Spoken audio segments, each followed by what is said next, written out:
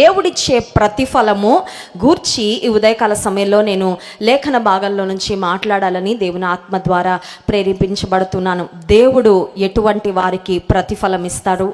దేవుని ప్రతిఫలము పొందుకోవాలంటే, దేవుని యొద్ద నుండి వచ్చే కార్యాలు పొందుకోవాలంటే ఈ లోకంలో మనం ఎలా జీవించాలో దేవుని వాక్యంలో ఉండే ఒక 3 ప్రాముఖ్యమైన అంశాలు నేను చెప్పి నా సందేశాన్ని ముగించాలని ఆశపడుతున్నాను. నాకు ఇవ్వబడిన సమయంలో దేవుని వాక్యాన్ని త్వరగా నేను చెప్పి ముందుకు వెళ్తాను. యోబు గ్రంథము 1వ అధ్యాయము 8వ వచనం నుండి 11వ వచనం వరకు మార్చి చదువుకుందాం. యోబు గ్రంథము 1వ అధ్యాయము 8వ వచనం నుండి 11వ వచనం వరకు. అందుకు యెహోవా, నీవు నా సేవకుడైన యోబు సంగతి ఆలోచించితివా? అతడు యథార్థవర్తనుడు, న్యాయవంతుడునై దేవుని యందు భయభక్తులు కలిగి చెడుతనము విసర్జించిన వాడు భూమి మీద అతని వంటి వాడెవడును లేడు.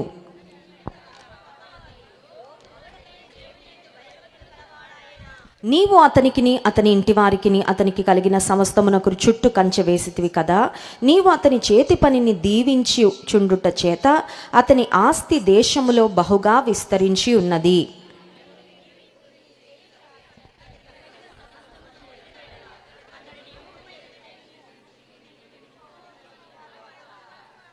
యోబు అనే దైవజనుని గూర్చి దేవునికి అపవాదికి మధ్యలో జరుగుతున్న ఒక ఇంట్రెస్టింగ్ కాన్వర్జేషన్, ఒక ఆసక్తికరమైన సంభాషణ మనం చూస్తున్నాం. దేవాతి దేవుడు తన భక్తుడైన, తన సేవకుడైన, తన ఎడల నమ్మకస్తుడుగా జీవించిన దైవజనుడైన యోబును గూర్చి దేవుడు ఒక మాటలో చెప్పాలంటే చాలా గర్వంగా అపవాదితో సవాలు చేస్తూ ఉన్నారు. ఏమనంటే, నీవు నా సేవకుడైన యోబు సంగతి ఆలోచించావా? అపవాది, నా సేవకుడైన యోబు నన్ను ఎంత యథార్థంగా, ఎంత హృదయపూర్వకంగా వెంబడిస్తున్నాడో, అతని వంటి వారు లేరు, అంతగా నా యందు భయభక్తులు కలిగి జీవిస్తున్న వ్యక్తి అని దేవుడు తన బిడ్డను గురించి చాలా సంతోషంగా, ఆనందంగా ఈ మాటలు పలుకుతూ ఉంటే, ఇప్పుడు అపవాది దేవునికి ఇస్తున్న మరి జవాబు ఏంటంటే, యోబుని ఇంతగా ఆశీర్వదిస్తున్నావు కదా దేవా, ఆశీర్వాదాలు ఇస్తే ఎవరు మాత్రం నమ్మకంగా ఉండరు?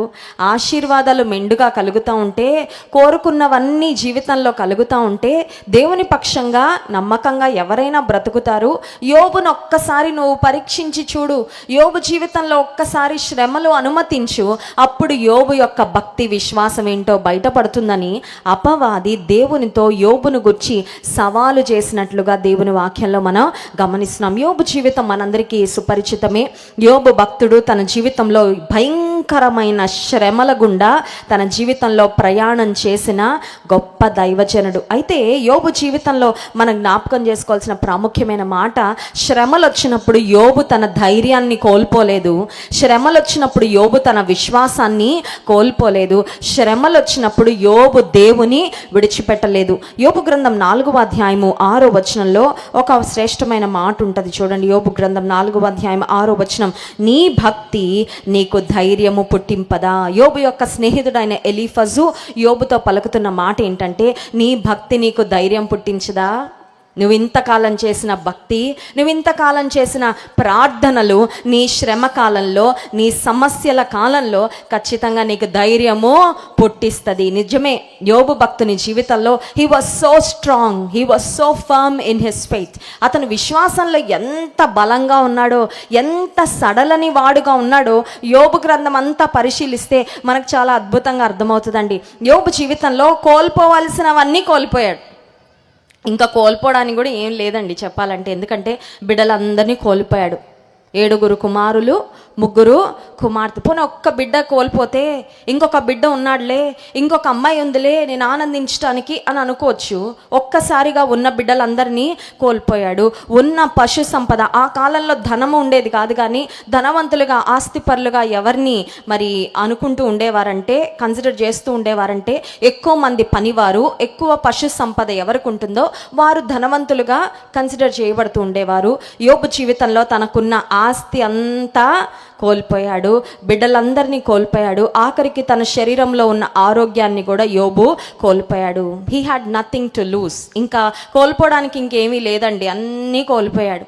అన్నీ కోల్పోయిన సమయంలో నిజానికి మన జీవితంలో ఒక చిన్న నష్టం రాగానే చాలా డిప్రెషన్లోకి వెళ్ళిపోతూ ఉంటాం కదండి. పోయింది పోయింది పోయింది పోయిందని పోయిన దాని గురించే బాధ, అవునా కదా? చిన్న నష్టం రాగానే, చిన్న కష్టం రాగానే ఏది కోల్పోయామో దాని గురించి బాధపడుతూ, ఏది ఉందో దాన్ని చూడలేని స్థితిలో, దేవుడు ఏమి ఇచ్చాడో దాన్ని బట్టి స్తుతించలేని స్థితిలో, దేవుడు నాకేమి ఇచ్చాడో వాటిని ఉపయోగించుకొని దేవుని కొరకు నేను ఎలా బ్రతుకుదామో అని ఆలోచించుకోలేని స్థితిలో చాలాసార్లు ఏది పోయిందో, ఏది లేదో దాని గురించి బాధపడుతూ, సమయాన్ని వ్యర్థపరుస్తూ, నిరాశలోకి వెళ్ళిపోతూ, మన దగ్గరకు వచ్చిన వాళ్ళందరినీ కూడా నిరాశలోకి ఇడ్చేస్తూ ఉంటాం కొన్నిసార్లు. కానీ యోబు జీవితంలో సమస్తాన్ని కోల్పోయిన స్థితిలో ఉన్న యోబు పలుకుతున్న మాటలు నిజంగా మనందరికీ స్ఫూర్తి. చూడండి, యోబు గ్రంథము 19వ అధ్యాయము 25వ వచనంలో ఒక మాట పలుకుతున్నాడు చూడండి. అయితే నా విమోచకుడు సజీవుడనియు తరువాత ఆయన భూమి మీద నిలుచుననియు, నేను చనిపోయిన బిడ్డలను చూస్తూ నేను కూడా చనిపోతాను అనట్లేదు అంటున్నాడా? కొంతమంది చూడండి, చనిపోయి ఎవరైనా కోల్పోతే ఇంకా వారు లేని బ్రతుకు నాకు వద్దండి, నేను కూడా చనిపోతాను అనేవారు ఉంటారు. అలాంటి వారిని చూడడం లేదా మనం ప్రపంచంలో? ఆస్తి పోయాక ఈ దురదృష్టకరమైన స్థితిలో, ఈ దౌర్భాగ్యమైన స్థితిలో బ్రతకడం కన్నా చావే మేలు అని డబ్బును కోల్పోయిన తర్వాత, ఆస్తిపాసులు కోల్పోయిన తర్వాత ఆత్మహత్యలు చేసుకునే వారు లేరా ఈ ప్రపంచంలో? యోబు జీవితంలో అత్యంత ధనవంతుడుగా, అత్యంత ఐశ్వర్యవంతుడుగా, అత్యంత ఆస్తిపరుడుగా, తానున్న ఆ కాలంలో అందరి చేత పొగడబడిన, కీర్తించబడిన యోబు ఒక్కసారిగా జీరో, అంటే ఇంకా ఏమీ లేదన్న స్థితికి వచ్చిన తర్వాత కోల్పోయిన వాటి గురించి బాధపడడం లేదు, కోల్పోయిన వాటి గురించి కంప్లైంట్ చేయడం లేదు. కానీ యోబు ఎవరి గురించి ఆలోచన చేస్తున్నాడు? దేని గురించి మాట్లాడుతున్నాడంటే యోబు అంటున్నాడు, నా విమోచకుడు సజీవుడు. కోల్పోయిన వాటిని, మరణించిన నా బిడ్డలను నేను జ్ఞాపకం చేసుకొని నిరాశలో నేను బ్రతకాలనుకోవడం లేదు. నా నిరీక్షణకు ఆధారము నా దేవుడే, నా దేవుడు సజీవుడే, ఆయన నిరంతరము జీవించేవాడే. సజీవుడైన నా విమోచకుని వైపు నేను చూస్తున్నాను. ఒకసారి స్తోత్రం చెప్దాం. హల్లెలూయా. ప్రియమైన సహోదరి, నీ జీవితంలో ఎంత నిరాశకరమైన పరిస్థితులు వచ్చినా సజీవుడైన నీ విమోచకుడు నువ్వు చూడడం నేర్చుకో. Look at your redeemer who lives for ever. నిరంతరము జీవించే విమోచకుడైన నీ దేవుని, నా దేవుని మనం చూస్తే ఏ స్థితి వచ్చినా కూడా మనం నిరాశలో ఉండిపోమండి. తిరిగి లేస్తాము, తిరిగి ముందుకు సాగుతాము. యోబు జీవితంలో యోబు యొక్క విశ్వాసము, నిజంగా నేను కూడా సవాలు చేయబడ్డాను యోబు యొక్క విశ్వాసాన్ని చూసినప్పుడు. ఆ ఒక్క మాట చూపించి ముందుకు వెళ్తాను. యోబు గ్రంథం 13వ అధ్యాయము 15వ వచనం ఒకసారి చూడండి. యోబు గ్రంథం 13వ అధ్యాయం 15వ వచనం. ఇదిగో ఆయన నన్ను చంపినను నేను ఆయన కొరకు కనిపెట్టుచున్నాను. ఎవరు మాట్లాడుతున్నారు ఈ మాటలు? యోబు మాట్లాడుతున్నాడు. ఏం మాట్లాడుతున్నాడు? యోబు భార్య అంటా ఉంది, ఇంతగా దేవుడు నిన్ను విడిచిపెట్టి, ఇంతగా దేవుడు నిన్ను పరీక్షిస్తే ఆ దేవుని ఇంకా పట్టుకొని ఉంటావయ్యా, నీవు యథార్థతను వదలకుందువా, దేవుని దూషించి మరణము కమ్ము అని యోబు భార్య వచ్చి సలహా ఇస్తుంది, తప్పుడు సలహా. అయితే యోబు పలుకుతున్న మాటలు ఏంటంటే, ఆయన నన్ను చంపేసిన, ఒకవేళ దేవుడు నాకు మరణాన్ని అనుమతించిన, నేను ఆయన కొరకు, ఎవరైనా చెప్పగలరండి ఆ మాటలు? ఒక చంటి బిడ్డను తండ్రి గాల్లోకి విసిరేశాడు అనుకోండి, మనం చూస్తుంటాం కదా, చిన్న పిల్లల్ని గాల్లో ఇలా ఎగిరేసి పట్టుకుంటాం. ఆ బిడ్డ మా నాన్న నన్ను చంపడానికి పైకి విసిరేశాడు అని అనుకుంటాడా? ఆ చంటి బిడ్డ గట్టిగా నవ్వుతూ ఉంటాడు, ఇంకా ఎత్తుకేస్తే ఇంకా గట్టిగా నవ్వుతూ ఉంటాడు. ఎందుకంటే ఆ బిడ్డకు తెలుసు, నా తండ్రి చేతులు నన్ను పట్టుకుంటాయి, నా తండ్రి నన్ను ఆనందపరచాలని పని చేస్తున్నాడు కానీ నన్ను గాయపరచాలనో, నన్ను నష్టపరచాలనో, నన్ను ఇబ్బంది పెట్టాలనో కాదని ఆ బిడ్డకి కొంచెం కూడా భయం కానీ ఆందోళన కానీ అవ్వదు. చక్కగా నవ్వుతూ ఉంటాడు ఆ చంటి బిడ్డ. యోబు అంటున్నాడు, నా దేవుని చేతిలో ఉన్నంత కాలము ఆయన నాకేం చేసినా అది నా మంచి కొరకే. ఆయన నాకు ఏది చేసినా నేను దాన్ని సంతోషంగా స్వీకరిస్తాను. కానీ నా దేవుని మాత్రం నేను విడిచిపెట్టే పరిస్థితే లేదు. అంటే ఒక మాటలో చెప్పాలంటే, మరణమైనా నన్ను దేవుని ప్రేమ నుండి ఎడబాప నేరదు. శద్రక్ మెషక్ అబేద్నెగోలను గురించి మనం ఆలోచన చేసినట్లయితే దానియేలు గ్రంథంలో, అక్కడికి వెళ్ళడానికి సమయం లేదు కానీ, నెబుకద్నెజరు రాజు శద్రక్ మెషక్ అబేద్నెగోలను, మీరు కనుక మొక్కకపోతే, if you do not worship, నేను మిమ్మల్ని మండుచున్న వేడిమి గల అగ్నిగుండంలో పడవేస్తాను అని ఒక కఠినమైన మాట పలుకుతా ఉన్నప్పుడు వారు ఒక మాట అంటారు. ఏమనంటే, మేము సేవిస్తున్న దేవుడు మండుచున్న వేడిమి గల అగ్నిగుండంలో నుండి మమ్మల్ని రక్షించుటకు సమర్థుడు. ఒకవేళ మమ్మల్ని రక్షించకపోయినా మేము అగ్నిలో కన్నా వెళ్ళడానికి సిద్ధమే, కానీ రాజా నీవు నిలబెట్టించిన ఆ బంగారు ప్రతిమకు మాత్రం మేము మొక్కము. ఇంత ధైర్యం ఎక్కడి నుంచి వచ్చింది చెప్పాలి. కళ్ళ ముందే ఉందండి అగ్నిగుండం. నెబుకద్నెజరు రాజుకు వీళ్ళు పలుకుతున్న మాటలకి కోపం ఎక్కువైపోయి ఉగ్ర రూపం దాల్చి ఆ అగ్నిని ఇంకా పెంచేశాడంట. 7 times పెంచాడంట, 7 అంతలు పెంచాడంట. ఆ అగ్ని కళ్ళ ముందు కనబడుతూ ఉండగా ఎంత ధైర్యంగా మాట్లాడుతున్నారంటే, నీ భక్తి నీకు ధైర్యం పుట్టించదా? ఇందాక మనం చదివాం కదా, నీవు నేను చేసే భక్తి మన జీవితంలో మనం ఎదుర్కొనే ప్రతి పరిస్థితిలో మనకు ధైర్యాన్ని ఇచ్చి నిలబెడుతుంది. కారణం ఏంటంటే మన వెనకాల మనతో మన పక్షముగా అదృశ్యుడైన దేవుడు మనతో ఉండి నడిపించేవాడు. స్తోత్రం చెప్దాం, హల్లెలూయా. దేవుడు ఎవరి కొరకు కనిపెడుతున్నాడు ఈ దినానంటే, ఆయన కొరకు నిలబడే వారి కొరకు దేవుడు ఎదురు చూస్తూ ఉన్నాడు. God is waiting for people who will stand on his behalf. ఆయన పక్షముగా నిలబడే వారి కొరకు దేవుడు కనిపెడతా ఉన్నాడు. ఆయన పక్షముగా నిలబడే వారిని ఆయన మరి రివార్డ్ చేయాలని దేవుడు కనిపెడతా ఉన్నారు. అటువంటి వారికి ఆయన ప్రతిఫలం ఇవ్వాలని దేవుడు ఎదురు చూస్తున్నారు. ఎస్తేరు గ్రంథము 3వ అధ్యాయము 4వ వచనాన్ని చదువుకుందాం. ఎస్తేరు గ్రంథము 3వ అధ్యాయము 4వ వచనం. ఎవరైనా తీస్తే మైక్లో చదివి సహాయం చేయండి. ఎస్తేరు గ్రంథము 3వ అధ్యాయం 4వ వచనం. ఈ ప్రకారము వారు ప్రతిదినము అతనితో చెప్పుచూ వచ్చినను అతడు వారి మాట చెవిని పెట్టకపోయిన కనుక వారు మొర్దెకై యొక్క మాటలు స్థిరపడనో లేదో చూతునని దాని హామానునకు తెలిపిరి. ఏలయనగా అతడు, నేను యూదుడను గనుక ఆ పని చేయజాలనని వారితో చెప్పి ఉండెను. ఏ పని చేయజాలడు అని ఆలోచన చేస్తే, మొర్దెకై అనే యూదుడున్నాడు, ఎస్తేరు యొక్క పినతండ్రి. ఇప్పుడు వీరున్న ఆ సూషను కోట దగ్గర రాజు క్రింద మంత్రిగా ఉన్న హామాను అనే వ్యక్తి, అతను రాజు యొక్క అంతఃపురంలోకి వెళ్ళి వస్తూ ఉండగా అతనికి ఎదురుపడిన వారందరూ అతనికి సాష్టాంగ నమస్కారం చేయాలి అనేది అతని యొక్క ఎక్స్పెక్టేషన్. కానీ మొర్దెకై ఏమనుకున్నాడంటే, నేను యూదుడను, నేను జీవము కలిగిన దేవుని సేవించే వ్యక్తిని కాబట్టి ఆయనకు తప్ప నేను ఎవరికి మ్రొక్కను, ఆయనకు తప్ప నేను ఎవరి ఎదుట సాగిల పడను అనే ఒక కృత నిశ్చయాన్ని కలిగి ఉండి మొర్దెకై ఆ రాజు క్రింద మంత్రిగా ఉన్న హామానును ఎదిరిస్తూ ఒక మాట చెప్తా ఉన్నాడు. ఏమనంటే, నేను యూదుడను కనుక నేను ఆ పని చేయను. ప్రియమైన సహోదరు, ఒక ప్రశ్న నేను అడుగుతాను. నీ జీవితంలో ఏదైనా కార్యాలు చేయమని నీకు ఒత్తిడి వస్తూ ఉన్నప్పుడు, నీ బంధువుల నుండి, నీ స్నేహితుల నుండి, సమాజం నుండి, నేను దేవుని బిడ్డను కనుక, నేను రక్షణ పొందాను కనుక, నేను దేవుని వెంబడించే వ్యక్తిని కనుక, నేను దేవుని గణపరిచే వ్యక్తిని కనుక ఆ పని చెయ్యను అని ఎప్పుడైనా నువ్వు వెనక్కి తగ్గావా? ఎప్పుడైనా చెప్పావా? ఎప్పుడైనా ఆ విధంగా చేసావా? చాలాసార్లు మనం ఎదుటివారు ఏమనుకుంటారో అని కొన్నిసార్లు దేవునికి ఇష్టమైన కార్యాలు కూడా ముందుకు చేసేస్తూ వెళ్ళిపోతుంటాం. అమ్మో, మా భర్త గారు బాధపడతారేమో అండి, అత్తగారు బాధపడతారేమో అండి, ఇరుగు పొరుగు వారు వారిలాగా చేయకపోతే మళ్ళీ నన్ను వేరుగా చూస్తారేమో అండి అని కొన్నిసార్లు పియర్ ప్రెషర్తో, కొన్నిసార్లు పరిస్థితుల వలన ఒత్తిడి ఫీల్ అయిపోయి, కొన్నిసార్లు ఏవి చేయకూడదో, ఏవి మన దేవునికి ఇష్టం లేనివో అవన్నీ కూడా మనం చేసేస్తూ చాలా స్మూత్గా జీవితం సాఫీగా వెళ్ళిపోద్దిలే, ఏ ఎండకు ఆ గొడుగు పట్టేస్తే అనుకుంటూ ఉంటారు కొంతమంది. కానీ మొర్దెకై జీవితాన్ని మనం చూసినట్లయితే, నేను యూదుడను కనుక ఆ పని చెయ్యను అన్నందుకు మొర్దెకై చాలా వెల చెల్లించాల్సి వచ్చిందండి. మొర్దెకై కూడా మిగతా వారి వలె హామానుకు నమస్కరించి వంగి ఉండుంటే ఏ ఇబ్బంది వచ్చేది కాదు. ఒక మాట చెప్పమంటారా? లోకంతో రాజీ పడే వారికి ఏ సమస్యలు ఉండవు, దేవుని కొరకు నిలబడే వారికి సమస్యలు వస్తాయి.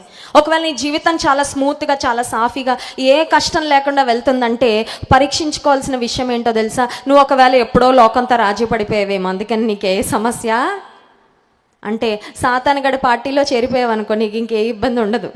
వాడు చక్కగా చల్లగా చూసుకుంటాడు కొంతకాలం దాకా. అర్థమవుతుందా? ఆ నిత్య నరకాగ్నికి వెళ్ళిన తర్వాత ఇంకప్పుడు ఎప్పటికీ కష్టాలే.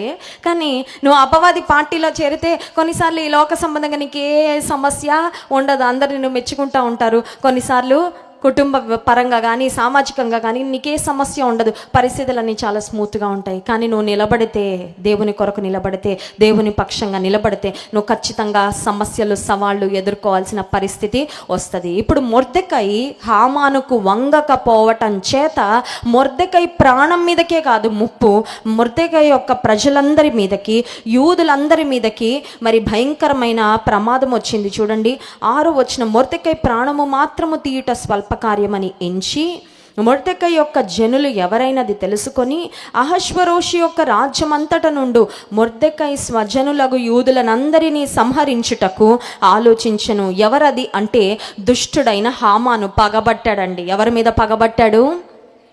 మొర్దెకై మీద పగబట్టాడు. మొర్దెకై యొక్క జనులందరి మీద పగబట్టాడు.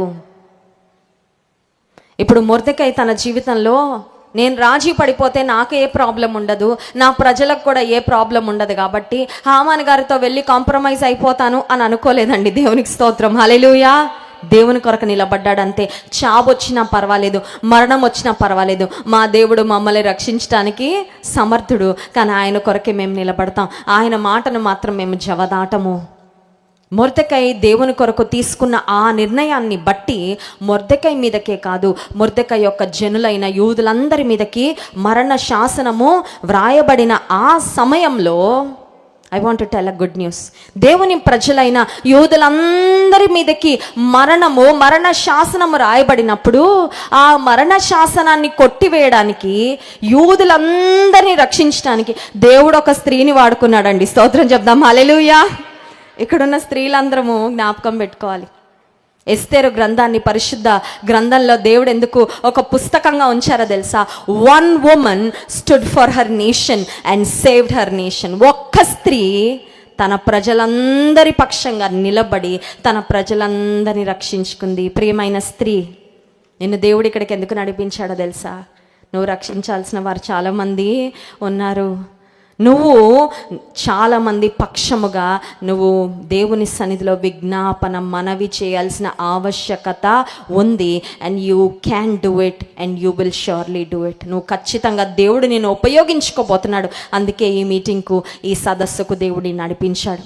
ఆ సందర్భంలో మొర్దెకై ఎస్తేరుకు ఒక ఉత్తరం రాసి పంపించాడండి, ఒక నోట్ రాసి పంపించాడు. ఎస్తేరు, నువ్వు అంతఃపురంలో ఉన్నావు, నిన్ను దేవుడు మరి సింహాసనం ఎక్కించాడు, రాణి స్థానానికి దేవుడు నిన్ను హెచ్చించాడు, కానీ ఆ స్థానంలో దేవుడు నిన్ను ఎందుకు పెట్టాడో తెలుసా?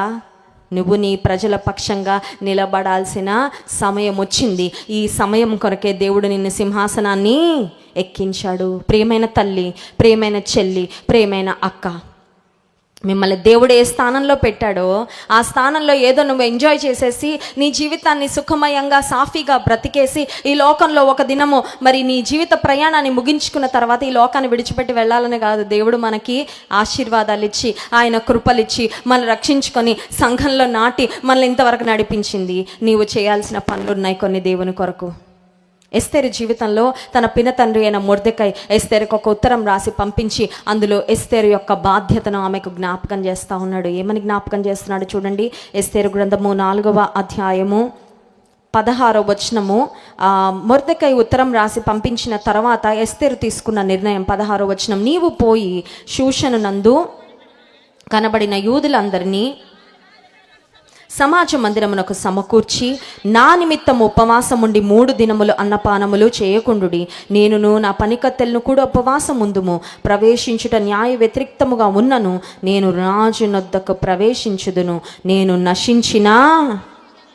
ఎస్తేరు జీవితంలో మనం చూసినట్లయితే 3 దినాల ఉపవాస ప్రార్థన తర్వాత గొప్ప ధైర్యము ఎస్తేరుకు వచ్చేసింది. ఏంటా ధైర్యం తెలుసా?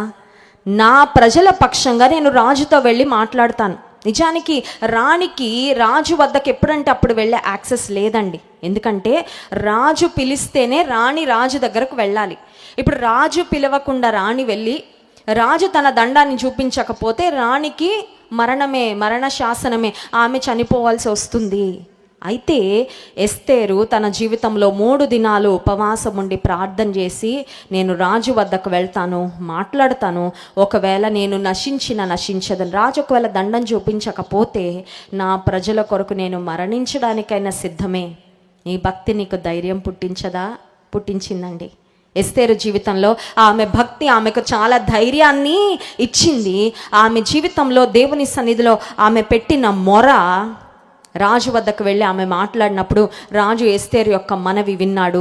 తన ప్రజలందరి మీద వ్రాయబడిన ఆ మరణ శాసనము తొలగిపోవడానికి ఎస్తేరు ఒక రాజ్యాన్ని, ఒక జనాంగాన్ని, తన ప్రజలందరినీ కాపాడగలిగింది.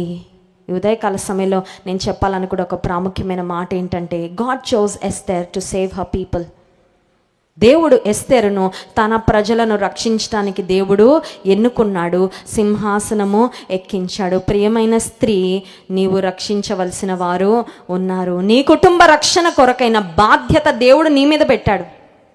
ఎస్తేరు ఏ విధంగా అంగలార్చిందో, ఎస్తేరు ఏ విధంగా ఉపవాసం ఉండి దేవుని సన్నిధిలో ప్రార్థన చేసి రాజు వద్దకు వెళ్ళి తన ప్రజల పక్షంగా మొరపెట్టుకుందో, నీ భర్త నిమిత్తము, నీ బిడ్డల నిమిత్తము, నీ కుటుంబం యొక్క రక్షణ నిమిత్తము ప్రార్థన చేయవలసిన బాధ్యత నీ మీద ఉంది.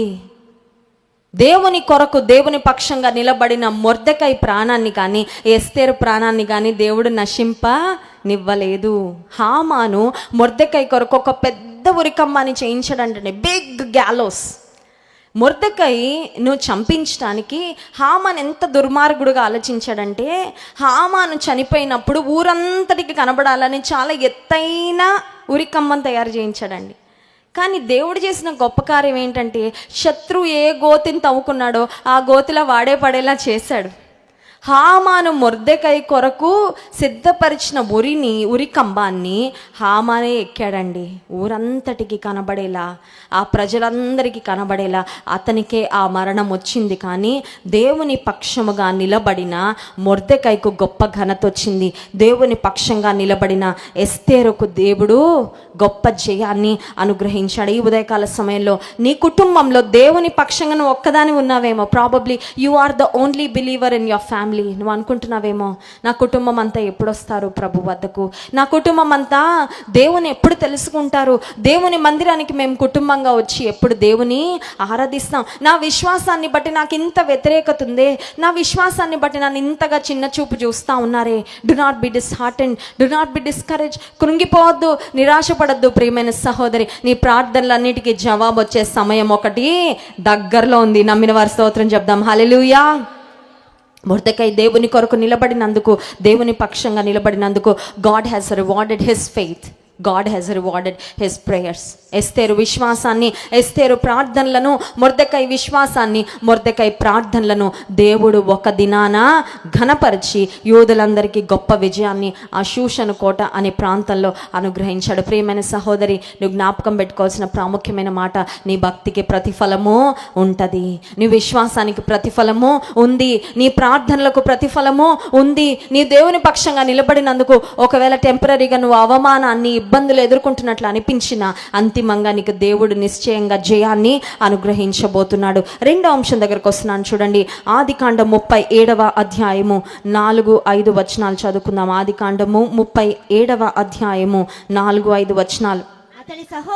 అతని సహోదరులు తమ తండ్రి అతనిని తమ అందరికంటే ఎక్కువగా ప్రేమించుట చూచినప్పుడు వారు అతని మీద పగపట్టి అతనిని క్షేమ సమాచారమైనను అడుగలేకపోయిరి. యోసేపు ఒక కల కని తన సహోదరులతో అది తెలియ చెప్పగా వారు అతని మీద మరీ పగపట్టిరి. మనందరికి తెలిసిన చరిత్ర యోసేపు యొక్క చరిత్ర. కుటుంబంలో తండ్రి ద్వారా బహుగా ప్రేమించబడిన యోసేపు అన్నల యొక్క అసూయకు గురి అయ్యాడు. తండ్రి తమ్ముడిని బాగా ప్రేమగా చూసుకుంటా ఉన్నాడనేసరికి అన్నలు తట్టుకోలేకపోయారు. His brother started hating him. సరే, సహోదరులు ద్వేషిస్తే ద్వేషించనీలే అనుకుంటే ఆ ద్వేషం తారాస్థాయికి వెళ్ళిపోయి అన్నలందరూ యోసేపును గుంటలో పడేశారు. ఇక ఈ గుంటలో చనిపోతానేమో అనుకున్న సమయంలో దేవుడు మరి ఒక అవకాశాన్ని యోసేపుకి ఇచ్చి వర్తకులకు అమ్మి వేస్తే యోసేపు ఐగుప్తు దేశానికి ఒక బానిసగా వెళ్ళిపోయాడు. From pit to Potiphar's house. ఒక గుంట నుండి పొతిఫరు అనే ఇంటిలో యజమానునికి సేవకునిగా, దాసునిగా యోసేపు పనిచేస్తూ ఉన్నాడు. సరే, అక్కడ నమ్మకంగా ఉన్నాడు, పని చక్కగా చేస్తున్నాడు. పొతీఫర్ కూడా యోసేపు యొక్క నమ్మకత్వాన్ని గమనించాడు. ఇప్పుడు యోసేపును తన ఇంటికి అధికారిగా నియమించిన తర్వాత యోసేపు జీవితంలో అనుకుంటా ఉన్నాడు, ఇంటి దగ్గర చాలా ప్రేమ పొందుకున్నాను, ఇంటి దగ్గర ఎంతో అల్లారు ముద్దుగా పెంచబడ్డాను, జీవితంలో ఒక్కసారి కష్టాలు వచ్చేసాయి, ఈ కష్టాలు ఎప్పటికీ తీరుతాయా అని ఎదురు చూస్తూ ఉంటుంటాడు. Joseph went through a season of waiting and a season of trials. తన జీవితంలో శ్రమల గుండా ఎదురు చూపుకుండా యోసేపు కూడా వెళ్ళాల్సి వచ్చిందండి. బహుశా ఇక్కడున్న స్త్రీలలో కొంతమంది ఆశీర్వాదాల కొరకు, దేవుని కార్యాల కొరకు, దేవుడిచ్చే విడుదల కొరకు కొన్ని నెలల నుండి, కొన్ని సంవత్సరాల నుండి మీరు కూడా ఎదురు చూస్తూ ఉన్నారేమో. నన్ను దేవుడు ఎప్పుడు కనికరిస్తారో, దేవుడు తన కృపను నా పక్షంగా ఎప్పుడు చూపిస్తారో, నా జీవితంలో ఆయన కార్యం ఎప్పుడు జరిగిస్తారో అని మీరు కూడా బహుశా కొద్ది కాలం నుండి, కొన్ని సంవత్సరాల నుండి ఎదురు చూస్తూ ఉన్నారేమో. యోసేపు కూడా ఎదురు చూస్తూ ఉంటే తాను ఎదురు చూసిన ఆశీర్వాదము రాలేదు, కానీ ఒక పెద్ద పరీక్ష వచ్చింది. జాగ్రత్తగా గమనించాలి. మన జీవితంలో చాలాసార్లు కష్టాల గుండా వెళ్తూ ఉన్నప్పుడు మనం దేని కొరకు ఎదురు చూస్తామంటే ఆశీర్వాదం కొరకు. శ్రమ గుండా వెళ్తూ ఉన్నప్పుడు విడుదల కొరకు ఎదురు చూస్తూ ఉంటాం. ఎప్పుడొస్తుందా. Joseph was expecting something, but he faced something else. విడుదల కొరకు ఎదురు చూస్తూ ఉన్నాడు, హెచ్చింపు కొరకు ఎదురు చూస్తూ ఉన్నాడు, దేవుని కార్యాల కొరకు ఎదురు చూస్తూ ఉన్నాడు, కానీ పరీక్ష ఎదురొచ్చింది. ఏంటా పరీక్ష? పొతీఫర్ యొక్క భార్య యోసేపును శోధిస్తూ ఉంది. యజమానుడు లేడు కదయ్యా, నువ్వు యవనస్తుడిగా ఉన్నావు కదా అని యోసేపును శోధిస్తూ ఉంటే, యోసేపు తన జీవితంలో పొతీఫర్ భార్యతో ఆయన ఇచ్చిన సమాధానం చూడండి. ఆదికాండం 39వ అధ్యాయంలో మనం చూసినట్లయితే 9వ వచనం, నీవు అతని భార్యవైనందున నిన్ను తప్ప మరి దేనిని నాకు అప్పగింపకయుండలేదు, కాబట్టి నేనెట్లు ఇంత ఘోరమైన దుష్కార్యము చేసి దేవునికి విరోధముగా పాపము కట్టుకొందునని తన యజమానుని భార్యతో. ఆశీర్వాదం కొరకు ఎదురు చూస్తుంటే శోధన వచ్చిందేంటి? అద్భుతం కొరకు కనిపెడతా ఉంటే పరీక్ష వచ్చిందేంటి అని యోసేపు కంగారు పడిపోలేదండి. తన జీవితంలో మనం గమనించినట్లయితే Joseph was ready for the test. నా దేవుని పక్షంగా నేను ఉన్నాను, నా దేవుడు నాకు తోడుగా ఉన్నాడు, నా దేవుడు నన్ను చూస్తున్నాడు, మా అమ్మ నాన్నలు లేకపోయినా నేను నా దేవుని కొరకు నమ్మకంగానే బ్రతుకుతానని పొతీఫరు భార్య అతనిని శోధిస్తున్నప్పటికీ యోసేపు ఆమెను తిరస్కరించాడు. దానివల్లనే ఏమైందంటే అక్కడి నుండి మళ్ళీ చెరసాలలో పడ్డాడు యోసేపు. తన జీవితంలో ఆశీర్వాదం కొరకు ఎదురు చూశాడు, పరీక్ష తన జీవితంలో ఎదురొచ్చింది. పరీక్ష వలన ఒక శ్రమలో నుండి ఇంకో శ్రమలోకి వెళ్ళిపోయిందండి తన జీవితం. ఇప్పుడు ఇది ఎలా ఉందంటే, సంవత్సరాలు గడుస్తూ ఉన్నాయి, కాలం గడుస్తూ ఉంది, తన జీవితంలో రోజులు మాత్రము అలాగే ఉన్నాయి, తన జీవితంలో పరిస్థితులు మాత్రము మారడం లేదు. యోసేపు తన జీవితంలో ఇన్ని శ్రమలు నా జీవితంలో అనుమతించిన దేవుని కొరకు నేను ఎందుకు నిలబడాలి అనుకోలే. మా అమ్మ నాన్నకి నన్ను దూరం చేశాడు కదా దేవుడు, నిన్ను ఇంత నా సహోదరులు ద్వేషిస్తూ ఉంటే ఇంత శ్రమ నా జీవితంలో అనుమతించాడు కాబట్టి నేను దేవునికి నమ్మకంగా ఉండను అని యోసేపు దేవుడిని విడిచిపెట్టలేదండి. నిజానికి చెప్పాలంటే యోసేపుని విశ్వాసంలో బలపరచడానికి ఎవరైనా ఉన్నారా? తనను ఏం పర్వాలేదయ్యా, దేవుడిని పక్షంగా కార్యం చేస్తాడని చెప్పడానికి ఎవరైనా ఉన్నారా? ఈరోజు దేవుడు మనకి సంఘాలను ఇచ్చారు, దైవ సేవకులను ఇచ్చారు, దేవుని వాక్యాన్ని ఇచ్చారు. ఇవన్నీ ఉంటే కూడా మనం నిరాశపడిపోతూ ఉంటాం, కృంగిపోతాం. వెనక తోపుడు బండ్లాగా దైవ సేవకులు ముందుకెళ్ళండి, దేవుని కొరకు కార్యాల కొరకు ఎదురు చూడండి, విశ్వాసంతో ఉండండి, స్థిరంగా ఉండండి అని చెప్తా ఉంటే కూడా జారిపోతూ ఉంటాం. కానీ యోసేపుకు వెనక ఉండి తోపుడు బండిలా తోయడానికి ఎవరు లేరండి. యోసేపు జీవితాన్ని చూసినట్లయితే he strengthened himself in the lord.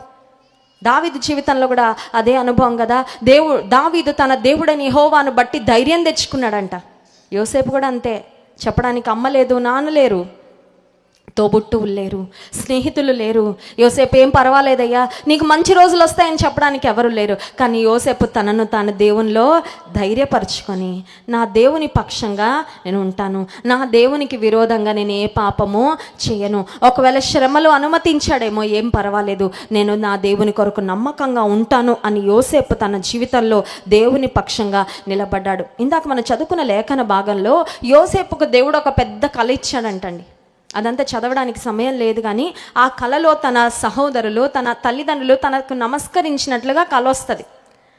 చెడ్డ కళలు వస్తే చెప్తామో లేదు, కానీ మంచి కళలు వస్తే చెప్తాం కదా మనం.